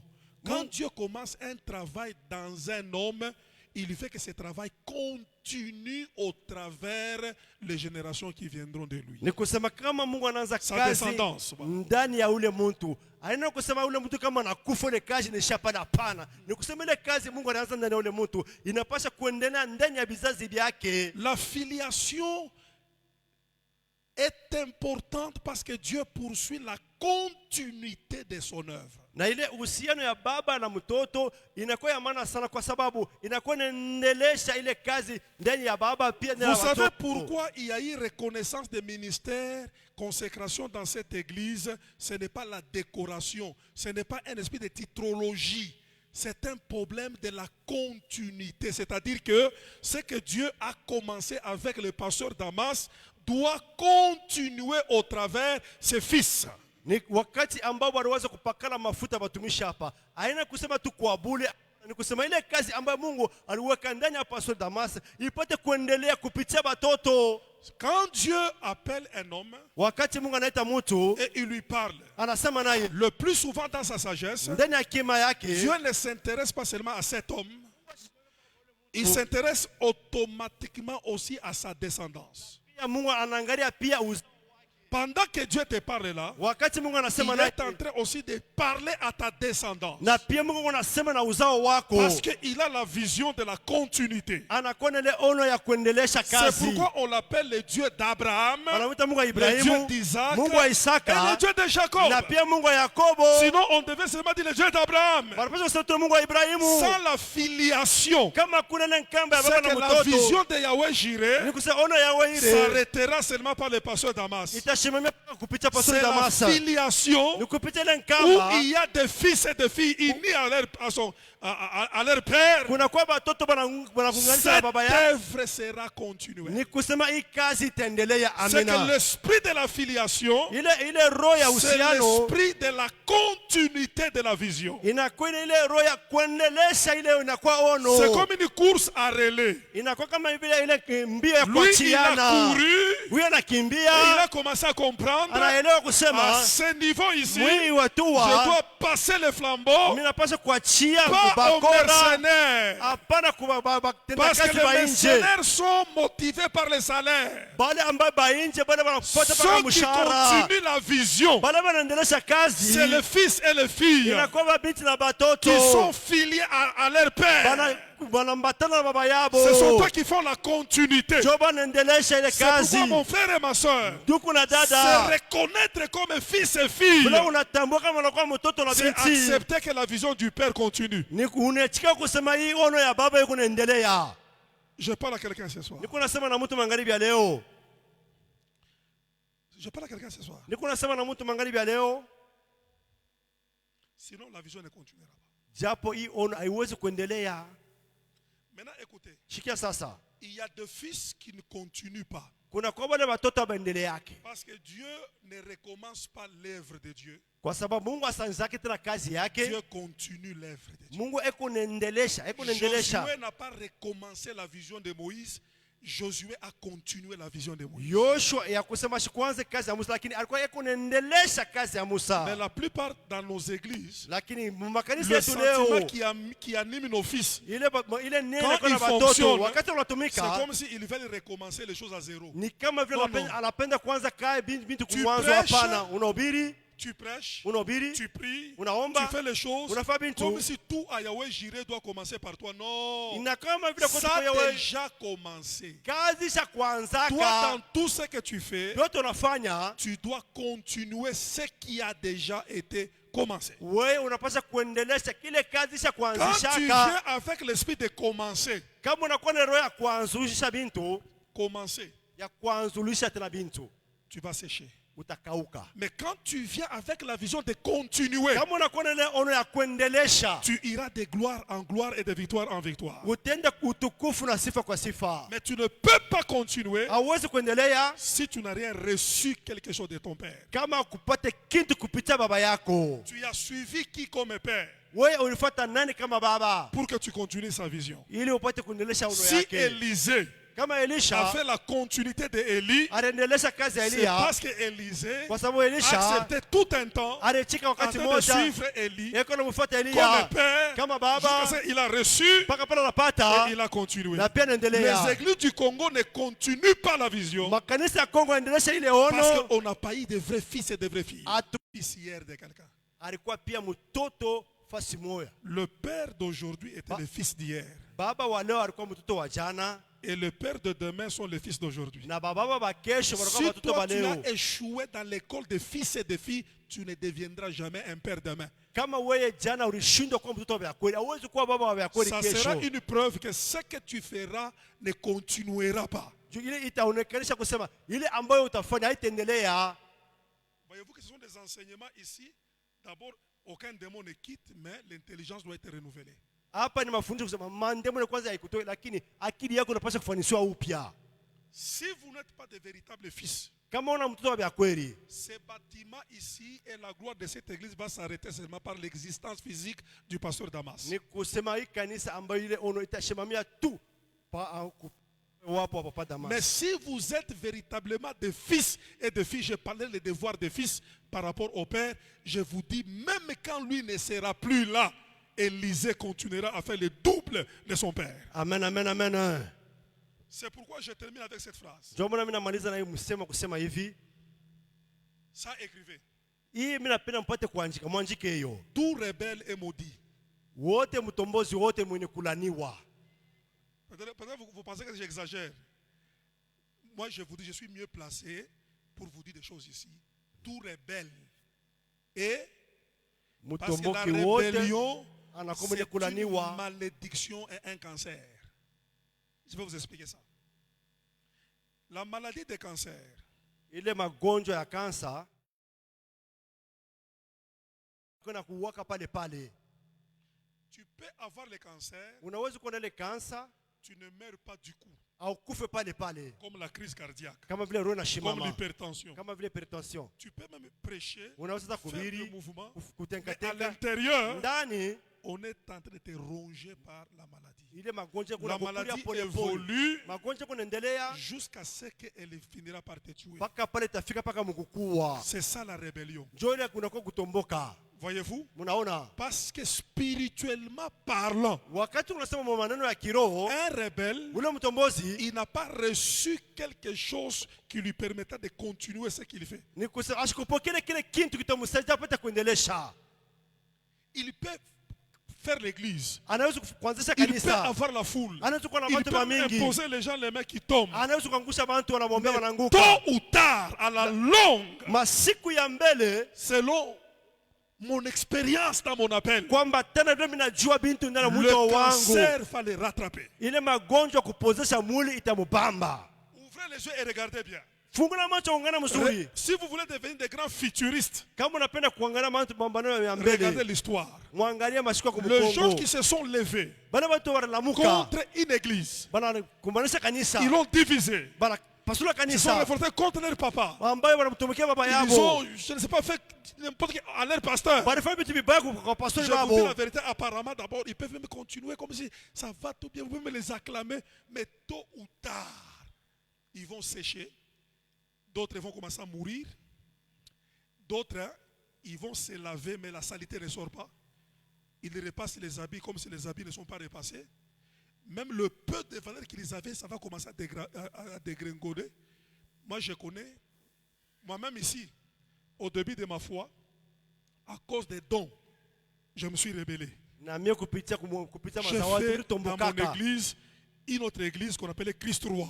Na mkanisa nafanya kanisa ingine nasema Kristo. J'ai fait la croisade au Kamaramba ici. Mimi nilifanya croisade mkama J'ai ramba chassé hapa. les démons. Nilifukuza mandemona. Le pasteur nous a appelés. Pastor Il alituita. nous a dit, vous nous saurez, vous ne comprenez pas ce que vous faites. Wanasema Ce que vous faites là, hii mnafanya hiyo. faites-le dans l'église. Muifanye Ne le mkanisa. faites pas en dehors de la vision. Msifanye nje ya ono. J'étais le seul. Nilikuwa mmoja. J'ai accepté Nilichika de rentrer et m'aligner à la vision du pasteur. kurudia kuiongoza mwile ono ya pastori. Mais mon équipe a dit, nous ne Timu pouvons yangu- pas rentrer. Et Hatutarudia. Mungu Dieu nous a alituita parlé. Mungu alisema na shie. Dans la rébellion, Mkutomboka il y a même des rêves kunakuwa na mandoto. qui ont tendance à être comme ce sont les ainsi par les tu auras toujours le langage de dire Dieu m'a parlé. J'ai vu. Dieu m'a parlé. Mungu alisema na mie. Tu auras un zèle à manifester des choses Utakuwa na bidii kuonekanisha kusema bintu. comme si tu as raison. Ni kama vile unakuwa na Mais sababu. le problème de la rébellion, Mambo ya kutomboka c'est un cancer. inakuwa ni Ce n'est pas un kansa. problème d'aujourd'hui. Haina mambo ya leo. Je vous dis la vérité. Mimi nasema vya kweli. Dans la rébellion, Mkutomboka même si tu fais 20 ans, hata kama unafanya miaka ça va 20 te rattraper. itakubambaka paka. Le cancer là, Ile ça kansa va te rattraper. itakubamba. Fils et filles de cette maison, Watoto na bana wa kanisa hiyo. ne soyez jamais des rebelles dans la vie. Ushukwe kama usitomboke kama ushukwe mtombozi Parce que kamwe. c'est une malédiction et un cancer. Inakuya pia ni mikoshi laana pia kansa. Plus tard, Hata masiku ya mbele d'abord celui qui était très têtu, ule alikuwa kichwa nguvu zaidi. il a engrossé, je crois, 2 femmes. Yeye aliweza kupatia watoto mimba wawili. Et il a fini par commencer à faire les braises. Pia anafika mkipimo anaanza sasa kuisha makala. Le deuxième, Wa pili il est devenu un fumeur du chanvre. anaanza kufuta bange. Je connais des rebelles qui sont devenus des stériles. Pia mimi najua wale watu batombozi wanafika mkipimo wakwanza tena kuzala. D'autres qui sont morts dans l'accident, on a coupé les pieds. Na bengine ambao wanakufa wanamkata hata mikuru. D'autres, ils ont fait des grandes églises, c'était plein, mais après 10 ans, 15 ans, on ne sait plus connaître l'histoire de cette église-là. Bantu bengine wanakuwa na makanisa mkubwa lakini miaka inafuata kanisa La Bible linajimika. dit tout ce qui est né de Dieu triomphe du monde. Biblia inasema yote inazalika kwa Bwana inashinda dunia. C'est l'œuvre de Dieu qui te bénira, Inakuwa pas ton œuvre que tu as fabriquée par tes ambitions, par toi-même. Ni kazi ya milele Mungu itakubariki, hapana kupitia ambayo kazi wewe ulianzisha, hapana. C'est pourquoi accepte Ndio kama la naitikia filiation ile uhusiano, afin que tu ne commences pas mais que tu continues ce que Dieu a commencé. wewe ambaye ushaanza lakini upate kuendelesha ile kazi Mungu alianza. Parce que dans cette maison ici, Mwi nyumba hiyo il y a un manteau. kuna kuya ambao Et le kifiniko. manteau ne tombe que sur ceux-là qui appellent Élie père. Inakwenda ile nkanzo inaangukia paka bale ambayo wanamuita Elia baba. Pas celui qui appelle Élie prophète. Hapana bale wanamuita Elia kusema nabii. Le manteau de cette vision Na ile nkanzo ne hiyo ono tombera pas sur les gens qui appellent le pasteur Damas, pasteur Damas. haitangukia bale ambayo wanamuita pastor sema huyo ndio pastor Damas. Mais ceux-là qui sont dans la filiation, Bale wanakuwa ndani ya ile agano ama ya uhusiano. c'est sur eux que le manteau tombe. Ni kwao ambayo Et ile quand kazi le manteau kubangukia. tombe, Ile kazi On kubangukie peut ne pas te donner de l'argent, abazo watakupatia mais on va fedha. donner quelque chose de plus que l'argent. Baada kupatia kile kitu zaidi Ça ya va te fedha. donner des maisons. Itakupatia Parce que manyumba. lui là, Yeye pale tout ce qu'il a aujourd'hui, yote anakuwa nayo leo il a eu comment? alipata je? C'est par ça qu'il a reçu de la part de Dieu. Ni kupitia kubile Il n'a Mungu pas alipata kwa commencé Mungu. ces bâtiments comme ça. Ashikwanza hii chumba hivi. Il n'avait même pas l'argent dans ses poches, Ashikuwa même dans les comptes. hata Ce mkonto. qu'il a reçu de la part de Dieu Yeye alipata kwa Mungu. était capable Ilikuwa na uwezaji d'amener tout ce que nous voyons ya ici. kuleta yote ambayo Si tunaona toi aussi leo. tu reçois la même chose Kama là-bas, naona peke même kitu kimoja sans moja argent, hata bila fedha, j'en parlerai parce que les fils batoto veulent être motivés par l'argent. banapenda batumike kupitia fedha. Non, Hapana, il y a plus que l'argent. kuna kwa zaidi ya C'est fedha. accepter la filiation. Kuitika C'est uhusiano. connecter à ton père comme fils et fille. Wewe kujitumika Tu recevras quelque chose utapokea qui kitu. te passera tes voitures. Amen. Il faudrait qu'en ce jour-là, Ile ipasile siku quand on te reconnaît wakati wanakutambua officiellement, mbele ya on watu te pose la main, wanakuwekea on te mkono, oint de l'huile, wanakupaka na mafuta. l'esprit qui était sur ton Roho père ilikuwa yule wa baba descend yako sur toi. inaingia ndani Tu peux yako. commencer à pied, Unaweza kwanza na tu mkulu termineras dans les voitures. sio na Tu peux gari. commencer à la rouacher. Unaweza kwanza Tu kuruashi vas commencer à faire les robes comme si tu allais à la Kenya. kama vile kutoka kwa Kenya. Pourquoi? Kwa nini? Parce que ce que tu as reçu Ile est ulipokea plus que le matériel. inapita zaidi ya vitu. Donnez-moi un grand amen. Amen, amen. Est-ce qu'on peut pousser le cri de joie? Amen, amen. C'est pourquoi cette semaine, Ndio maana hii juma nous prierons tutaomba pour que tu reçoives quelque ili chose upate kupokea kwa kitu de spirituel. kia kiroho. Tenez-vous debout. Simamia kwa yolo. Papa, un homme qui n'avait qu'une robe.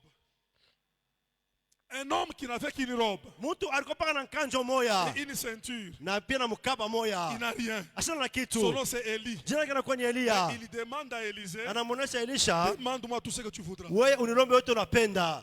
Qu'est-ce qu'il avait pour qu'on lui demande? Alikuwa na nini njiba nimulombe? Quand tu es fils et fille, Kama unakuwa binti na mwana, tu es dans la filiation. uko ndani ya ile uhusiano ya Ton baba. père. Baba yako Il n'a pas seulement les choses dont les hommes ont besoin. ashana paka na bila binti ambele bantu ambao wanapenda. Moi, j'ai vu beaucoup de fils Mimi naona watoto ba mingi nous ont abandonnés. balituacha shie. Voici les raisons. Ona sababu Moi, yabo. on ne me paye pas. Mimi banilipake. Moi, on ne m'a pas donné la voiture. Mimi bakunipatie Moi, on gari. ne m'a pas payé la maison. Mimi bakunilipia nyumba. Quel est ce serviteur Ni mtumishi gani yule? qui a laissé le manteau Ule aliacha nkanjo à un fils kwa en lui mtoto donnant un bien matériel? kwa kuweza kumupatia mali. Baba Non. Non. hakuna Mieux vaut zaidi faire ce que Jésus a dit. kufanya ile Yesu Il alifanya. vous est Alisema avantageux que je m'en aille. inakuya maana sana nipate kwenda.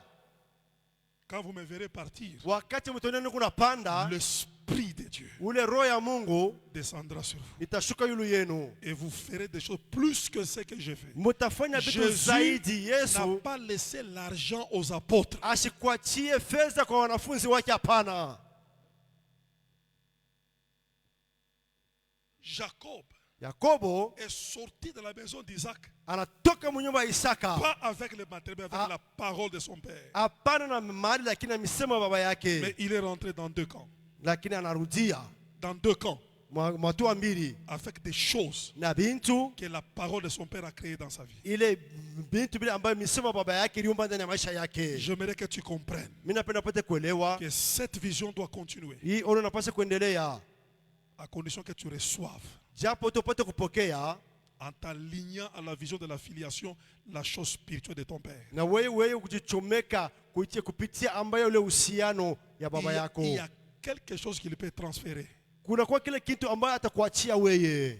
Je vous dis la vérité. Na kuonesha vya kweli. Quelqu'un, quand Dieu l'appelle comme père, Mtu wakati Mungu anamuita kama baba, il a toujours quelque chose à transférer. eko paka na kitu kuweza kupatiana. Et ta préoccupation, frère, Na mambo yako ni kusema quand tu es nini? dans cette maison, Wakati Mungu nyumba hiyo, commence à dire à Dieu, anza kumuonesha Mungu, Seigneur, Bwana, j'aimerais aussi recevoir mimi napenda pia kupata ce que tu as donné à ton serviteur. kile ambao umpatia mtumishi wako. Je te dis la vérité, Na kuonesha vya kweli, ça sera terminé pour toi, frère. wewe mambo pale yako inaisha.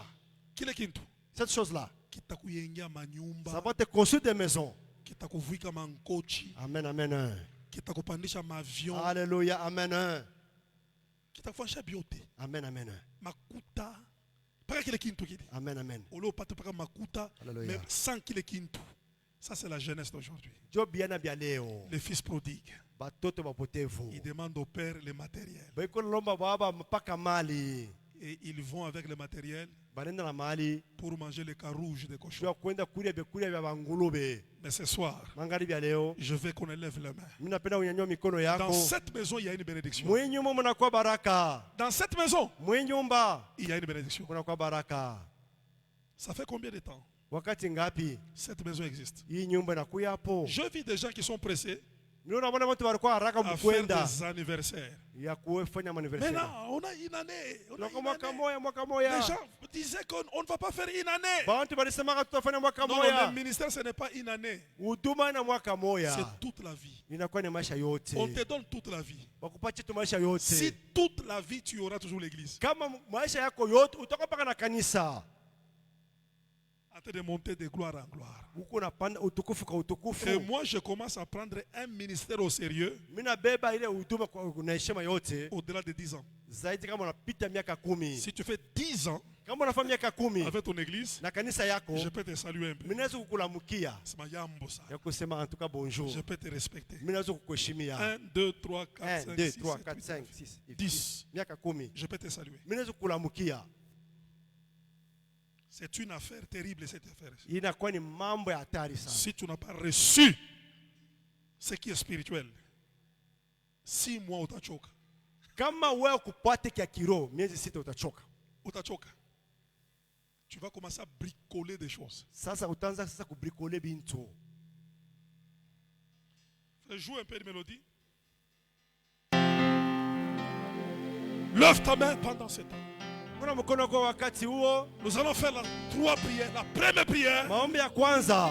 dites à Dieu, Umuoneshe Mungu, fais-moi grâce unifanyie neema, de m'aligner nipate ambayo à kujichomeka, cet ordre unipate kuingia ndani ya hii oda spirituel ya kiroho que tu as établi en ces lieux ile uweka hapa comme fils, kama mwana, comme fille. kama vile binti. Seigneur, que rien ne me déconnecte. Bwana, hata kitu kimoja kishinitoshe. J'aimerais me connecter. Mimi napenda nipate kujipanga. J'aimerais m'aligner. Mimi napenda kujipanga. Fais-moi la grâce Unifanyie neema de rester dans cette filiation kubakia ndani ya ile uhusiano comme fils et fille kama mwana na binti, afin d'obtenir ya ambaye kupata kupokea la bénédiction du Père. baraka ya Baba.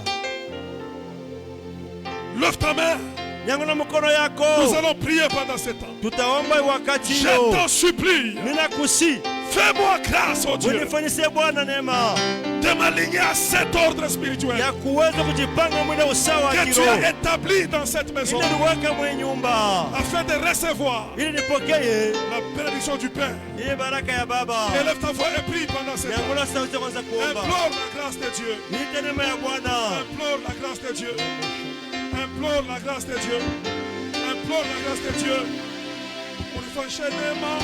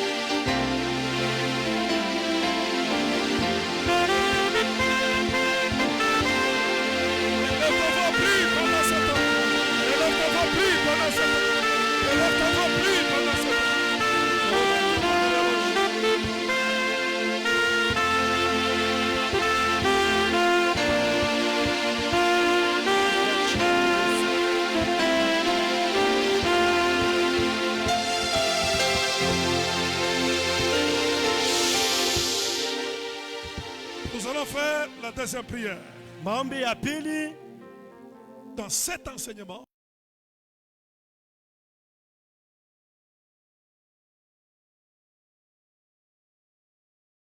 c'est ton cœur. inapaswa kuombea roho yako sana. Prie pour ton cœur. Ombea roho yako. Que ce cœur continue à rester une bonne terre. Hii ambayo roho yako ibaki ile roho ambayo inakuwa roho mzuri. Dites à Dieu, enlève les épines dans mon cœur. Sema Bwana, tosha na kwa miba mroho yangu. Les mauvaises ambitions, Ile mania manasa la mubaya. précipitation, Ile uharaka l'esprit de la rébellion. ile pepo utombozi. Je resterai fils et fille Mitabakia binti dans mwana cette maison ndani ya nyumba. jusqu'à ce que je recevrai. Ili mpaka pale mimi naweza kupokea. Papa, je suis expérimenté pour t'enseigner ça. Mimi Les najua gens sana. qui sont restés Bale bantu au balibakia pied kumikulu pendant longtemps, miaka mingi. remarquez, ils finissent par recevoir. Mubalafika mpaka mukupokea.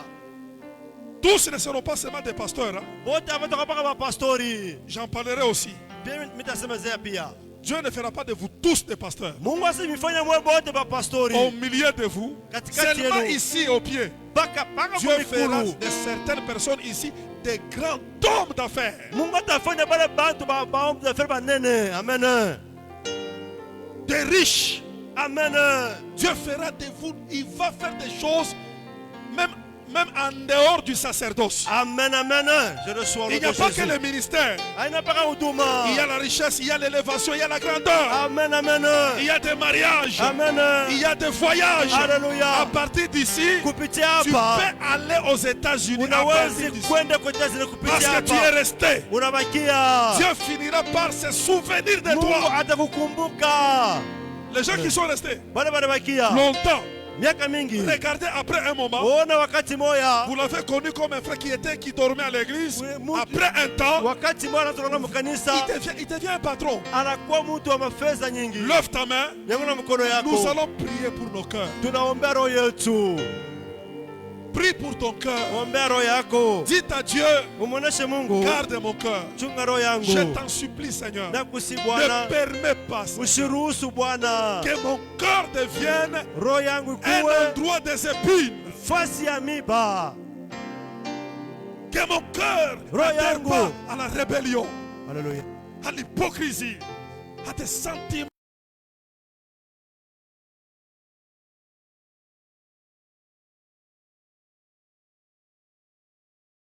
Garde mon cœur Bwana dans chunga roho cette maison. yangu. Garde Munyumba. mon cœur dans cette vision. Chunga roho yangu Garde mon muono. cœur, Seigneur, je t'en supplie. Chunga roho yangu Dans Bwana cette kusi. église, Mwi mon kanisa.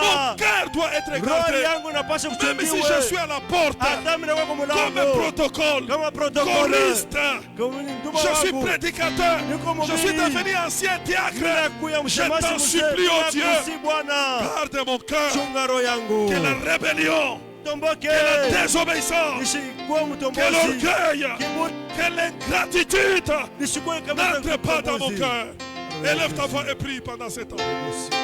Élève ta voix et prie. Prie pour ton cœur ce soir. Prie pour ton cœur ce soir. Prie pour ton cœur ce soir.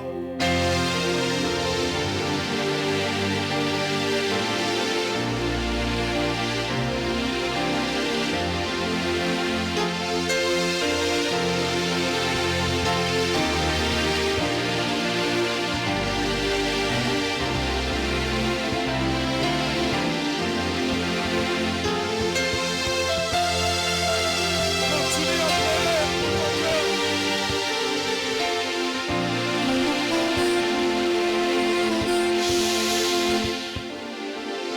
Ce sont des prières à continuer même à la maison. Inakuwa ni mambo unapaswa kuendeleza hata Mais tu kunyumba. vas faire un pas de plus. Unapaswa kuongeza kwa hatua. Fais 3 pas en avançant ici devant. Wewe fanya kwa hatua tatu unakaribia kukumbele. Prophétiquement, fais 3 pas. 1, 2 et 3. Fanya matua tatu mbele yako kwa moja. 1, 2 et 3. Amen. Lève maintenant ta main. Nyangula sasa mikono yako. On va faire la dernière prière. Tutafanya maombi ya mwisho. Je te dis la vérité. Nakuonesha kwa kweli. Demain et après-demain, kesho na kesho yake quelque chose qui est dans cette maison. kitu kimoja kiko munyumba yumo. Chaque maison a une bénédiction. Kila nyumba inakuwa na baraka. Quelque chose qui est dans cette maison. Kitu kimoja kinakuwa munyumba humo. Élisée ne Elisha suivait pas Élie en vain. Asikumfuata Elisha kwa bure. Parce que spirituellement parlant, Mukiroho il voyait ce qui était sur Élie. alianza kuona kile kilikuwa ndani ya Laisse-moi Elia. vous dire ce soir, Magharibi ya leo vous n'êtes pas ici en vain. hamuna hapa kwa bure. Dans cette maison, Ndani ya hii il y a chumba quelque chose qui va tomber sur vous. kuko kitu kitanguka yulu yenu. Amen. Dans cette maison ici, Ndani ya kanisa hiyo il y a quelque chose qui va tomber sur vous. kuko kitu kitakuangukia. Amen. Le Dieu de cette vision, Mungu wa hii ono il va vous transférer la sémence. yeye atamipatia ile na kwa mbeko, Parce qu'il y tient à la continuité. kwa sababu yeye anaangalia mambo ya kuendelea. Quelque chose va se manifester en toi. Kitu kimoja kitaonekana ndani yenu Dans une nouvelle dimension. mu hatua ya mupya. Tu seras comme Élisée. Utakuwa kama Elisha. Élie est parti. Elia Toi, anaenda, tu es resté avec les manteaux. wote wabakia na nguo Et les yake, gens diront, na wote watasema l'esprit d'Élie roho ya Elia est sur Élisée. inakuwa yule ya Elisha. L'esprit d'Élie est sur Élisée. Roho ya Elia inakuwa yule ya Elisha.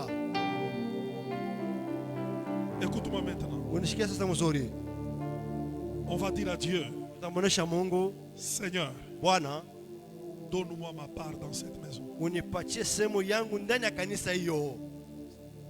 Dans cette maison, il y a ma part. Ndani ya kanisa hiyo mnakuwa sehemu yangu. Dans cette vision, il y a ma part. Ndani ya hiyo ono mnakuwa sehemu yangu. Ce que tu avais prévu pour moi avant la fondation du monde, Ile ulinitayarishia kitu kyangu kabla upate kumba dunia hiyo. c'est le temps de la manifestation de fils et de filles. Inakuwa ni wakati ya kuonekana kwa watoto na wana. Comment je serai révélé, Je mitaweza comment kuonekana je serai présenté basi nionekanisha je mbele si je n'ai rien reçu. kama sikupokea kitu.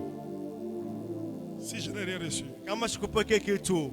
Pourquoi je sens l'onction? Kwa nini mimi nashikia mafuta? C'est qu'il y a une onction dans cette maison. Kuna kuya uwezo wa Roho Mtakatifu ndani ya kanisa hiyo. Et chacun recevra, Na kila mtu atapokea comme les fils de Jacob. kama vile watoto wa Yakobo. Tous ont reçu Wote walipokea quelque chose de leur père. kitu kimoja kupitia baba yao. À partir de maintenant, Kuanzia leo, Seigneur, tu m'as amené pourquoi dans cette maison? Bwana, kwa nini ulituma mu kanisa hiyo? Beaucoup sont partis, Bamingi banaenda, nous on est restés.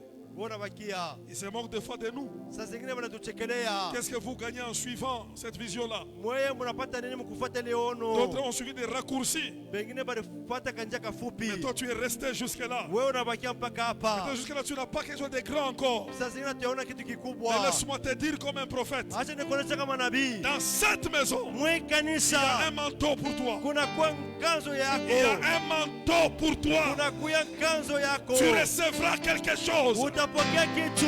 Et je voudrais déjà par la foi, Kunapenda kupitia njia, tu vas commencer à te connecter. utaanza kujichomeka. Tu vas dire, Utasema, ouvrez les yeux et regardez. fungula macho. Avant que je ne vienne ici, Kabla nipate kuya hapa, on m'a amené pour prier pour quelqu'un qui avait des cancers. Comment on appelle ça? Bord jusque-là. okay, bari niite niombee mtu alikuwa na ile kansa kumuribu na kushuka, On les renvoie à l'hôpital. wanamrudisha Il va kupitala, mourir à l'église. Bana- Il va mourir à la maison. kupitala banasema rudisha Parce qu'on ne kunyumba, sait pas opérer. akufia kunyumba, hatuna namna kumopere. On m'a appelé pour prier. Bari niite ambani muombeye. Comment j'ai prié? Miliomba ije, Il y avait beaucoup de gens qui disaient, je vais conduire la prière. milisema nitongoza maombi, watu wengi walikuwa Je l'ai pale. tenu. Mili mubamba. Je commence à dire, Seigneur, Nasema Bwana, Dieu de ma mère, Mungu wa mama yangu, Dieu, je parlais Dieu de mon pasteur, le pasteur de ma mère. na miliomba ambazo Mungu wa pastori wa mama yangu, Dieu du pasteur de ma mère. Mungu wa pastori wa mama yangu, Dieu de ma mère. Mungu wa mama yangu, Il y avait encore, parce que dans la foi, il y a de ceux-là qui nous ont précédé nos origines. kwa sababu ndani ya imani kubwa wale Dieu- tutanguliaka. Dieu de mes pères. Mungu wa baba yangu, J'ai commencé à citer. minaanza kutaya, Citer. minataya, Citer. minataya Comme Élie a dit, le Dieu d'Abraham, kama vile d'Isaac et de Mungu wa Jacob. Ibrahimu, Isaka na Yakobo na Plus naomba. que je n'ai pas cité la maladie, j'appelais le Dieu de mes pères. Mimi sikutaya malali, mimi naita Mungu wa baba yangu. J'ai senti, je vous dis la vérité, Nashika vya j'ai kweli. senti dans cette maison, Mungu anashuka, Mungu anayala, Mungu anayala. Haleluya, amen, amen, amen, amen. Unasikia, même tout le monde a senti que Bantu wote wanashia kusema quelque chose est descendu. kitu kimoja kinashuka. Et je dis dans jours, Mimi nasema siku tatu il y aura des signes ici. kutakuya ambaye mtu huyo atapona. Je suis parti. Milienda. Cet homme ne pouvait pas manger sans vomir. Huyu mtu ashikupashe kulia bila kutapika. Il a senti le besoin de manger, il a mangé. Anashikia kusema kulia anakulia, Il n'a pas vomi. ashikutapiki. Il dit préparez encore, il a Anasema mangé. upike tena anakulia, Il n'a pas vomi. ashikutapike. Deuxième jour, il a mangé. Siku ya pili anakulia, Il n'a pas vomi. ashikutapike. Et il commence à se promener. Sasa anaanza kutembea, Je m'en à sentir la force. anaanza kusikia kuna nguvu. Pourquoi? Kwa nini?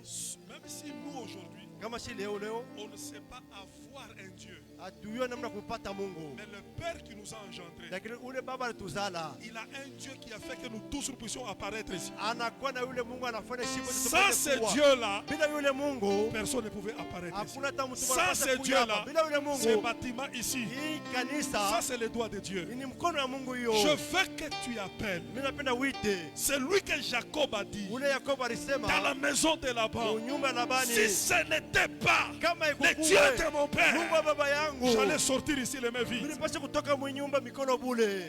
Je ne sais pas quoi te dire. Mimi ya kuonesha ni nini Cette semaine ici, hii juma hiyo, ce que toi tu as échoué, kile le ulishindwa Dieu de ton père le fera. Mungu wa baba yako atayafanya. Amen. Tu recevras quelque chose du Dieu de ton père. Amen, je reçois. Prie seulement pour ton cœur. Ombe tu roho yako, Ne sois pas rebelle. ushukue mtombozi. Reste fils et fille. Bakia binti na mwana mkanisa Ici, hapa. d'autres, Bengine je vous dis d'autres, binase bengine même eux-mêmes, hata bo binyewe dans la vision des affaires, mu maono ya ils ne pouvaient pas makazi s'imaginer qu'ils pouvaient arriver à ce niveau-là. hawakuwezi kuwazeza hawezi kufika mwili hatua. Tu vas ouvrir les entreprises, Utafungula makampuni même en dehors de ce pays. hata nje ya hii nchi. Amen. Tu vas payer des maisons, Utauza manyumba. même en dehors de Lubumbashi. Amen, je reçois. Une maison à Kinshasa, Amen, je une reçois. maison en Afrique, Amen, je une reçois. maison en Europe, Amen, je une reçois. maison aux États-Unis. Amen, je reçois. Je dis une maison aux États-Unis. Amen, ce soit Je dis une maison aux États-Unis. Amen, Une prophète maison encore. en Europe. Amen. À partir du Dieu de cette maison. Kupitia Mungu wa hii nyumba hiyo. Lève nos mains pendant ce temps. Nyangula mikono yako mle kwa. Dites à Dieu, Seigneur, Sema Bwana, ce soir, magharibi ya leo, ma part dans cette maison. sehemu yangu mkanisa hiyo. Où es-tu, le Dieu de mon père? Uko wapi Mungu wa Où baba es-tu, yangu? le Dieu de Damas? Uko wapi Mungu wa Damasi? Que je reçoive aussi ma part. Nipokee pia samu yangu Et que je devienne révélé. na nipate kutambulishwa. Que l'esprit du Dieu de cette maison est sur moi. Mungu, roho ya Mungu wa kanisa yuko yangu. Quelqu'un sera rempli. Mtu mmoja atajazwa, Quelqu'un sera rempli. mtu mmoja atajazwa, Quelqu'un sera rempli. mtu mmoja Élève atajazwa. ta voix, commence à prier. Nyangula sauti, anza kuomba. Où es-tu, le Dieu de cette maison? Uko wapi Mungu wa kanisa hiyo? Où es-tu, le Dieu de cette Uko vision? wapi Mungu wa roho hiyo? Que chacun reçoive. Que chacun reçoive. Que chacun reçoive. Que chacun reçoive. Que chacun reçoive. Que chacun reçoive.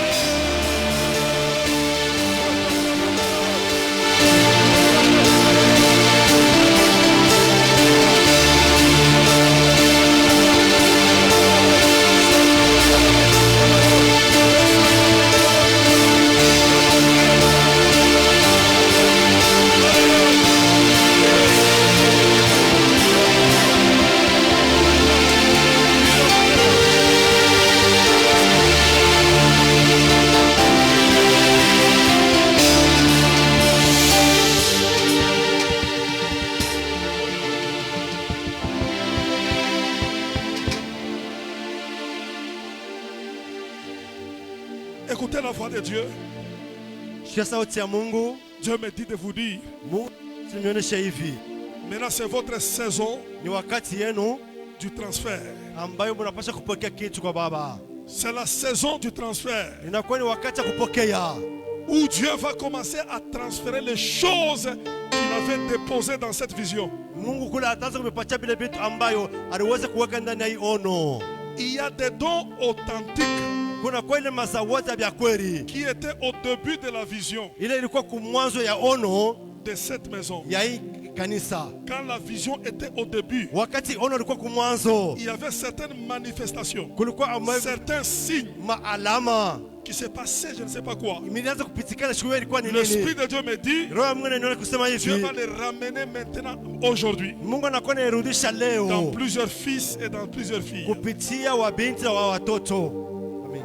Levez les mains, je vais prier pour vous. Na munyanyua mikono, nitamiombea Avant que je ne dépose mon micro. kabla napata kuacha kibuyu yangu.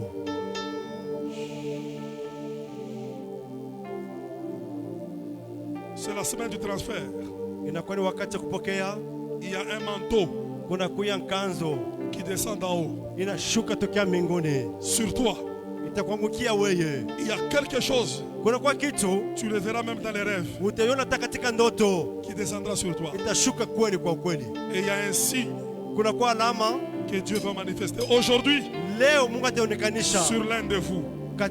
katika mmoja wetu, Sur l'un de vous. katikati yenu moja. Je ne sais pas c'est pas de qui, Shiwe ni kwa nani? mais dans mon esprit je vois Ndani ya roho yangu mimi naona quelque chose qui vient d'en haut, kitu kimoja kinatoka juu, qui descend sur quelqu'un. iko nashukia mtu moya. Il y a une puissance, il y a une puissance Kuna kwa uwezo, qui descend sur toi. kuna Il y a une puissance qui descend sur toi. kuna kwa uwezo na kushuka yule yako. Attention, Keba je anje. parle de toi. Niko nasema juu yako Tu vas wewe. recevoir quelque chose. Utapokea kitu. Tu vas recevoir quelque chose. Utapokea Tu kitu. vas recevoir quelque chose. Utapokea kitu. Tu vas recevoir quelque chose. Utapokea kitu. Je vois une forte onction Mimi naona mafuta mkubwa qui descend sur quelqu'un. inashukia mtu. Il ne va pas supporter. Haleluya Yesu. Il ne va pas supporter. Ça sera très lourd sur lui. Itakuwa bujito kwa maisha yake. Une puissance. Uwezo. Ça va descendre sur toi. Shukia wewe. Protocole, aidez-moi à m'amener celui que Dieu va toucher pour l'imposition de main. Dans cette salle, il y a quelqu'un qui va recevoir quelque chose. Kuku mtu atapokea kitu Ce mkanisa soir humo. ici. Magharibi ya leo hiyo. Pendant que je parle là, Wakati niko nasema l'Esprit de Dieu roho ya Mungu est en train de le localiser. iko na Ça sera très fort. itakuwa ya nguvu Ça sera sana. très fort. Ya nguvu. Ça sera très fort. Itakuwa nguvu. Ça sera très fort. Itakuwa ya nguvu. Ça sera très fort. Itakuwa ya nguvu. Ça sera très fort. Ça sera Pokea sasa. Reçois. Pokea.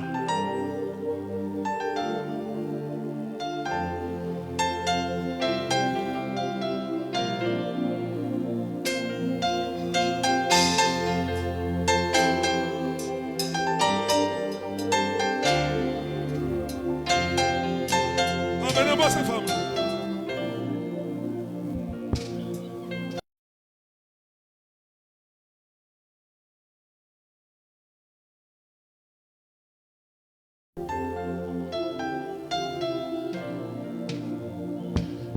Cache. Retakamandereosh.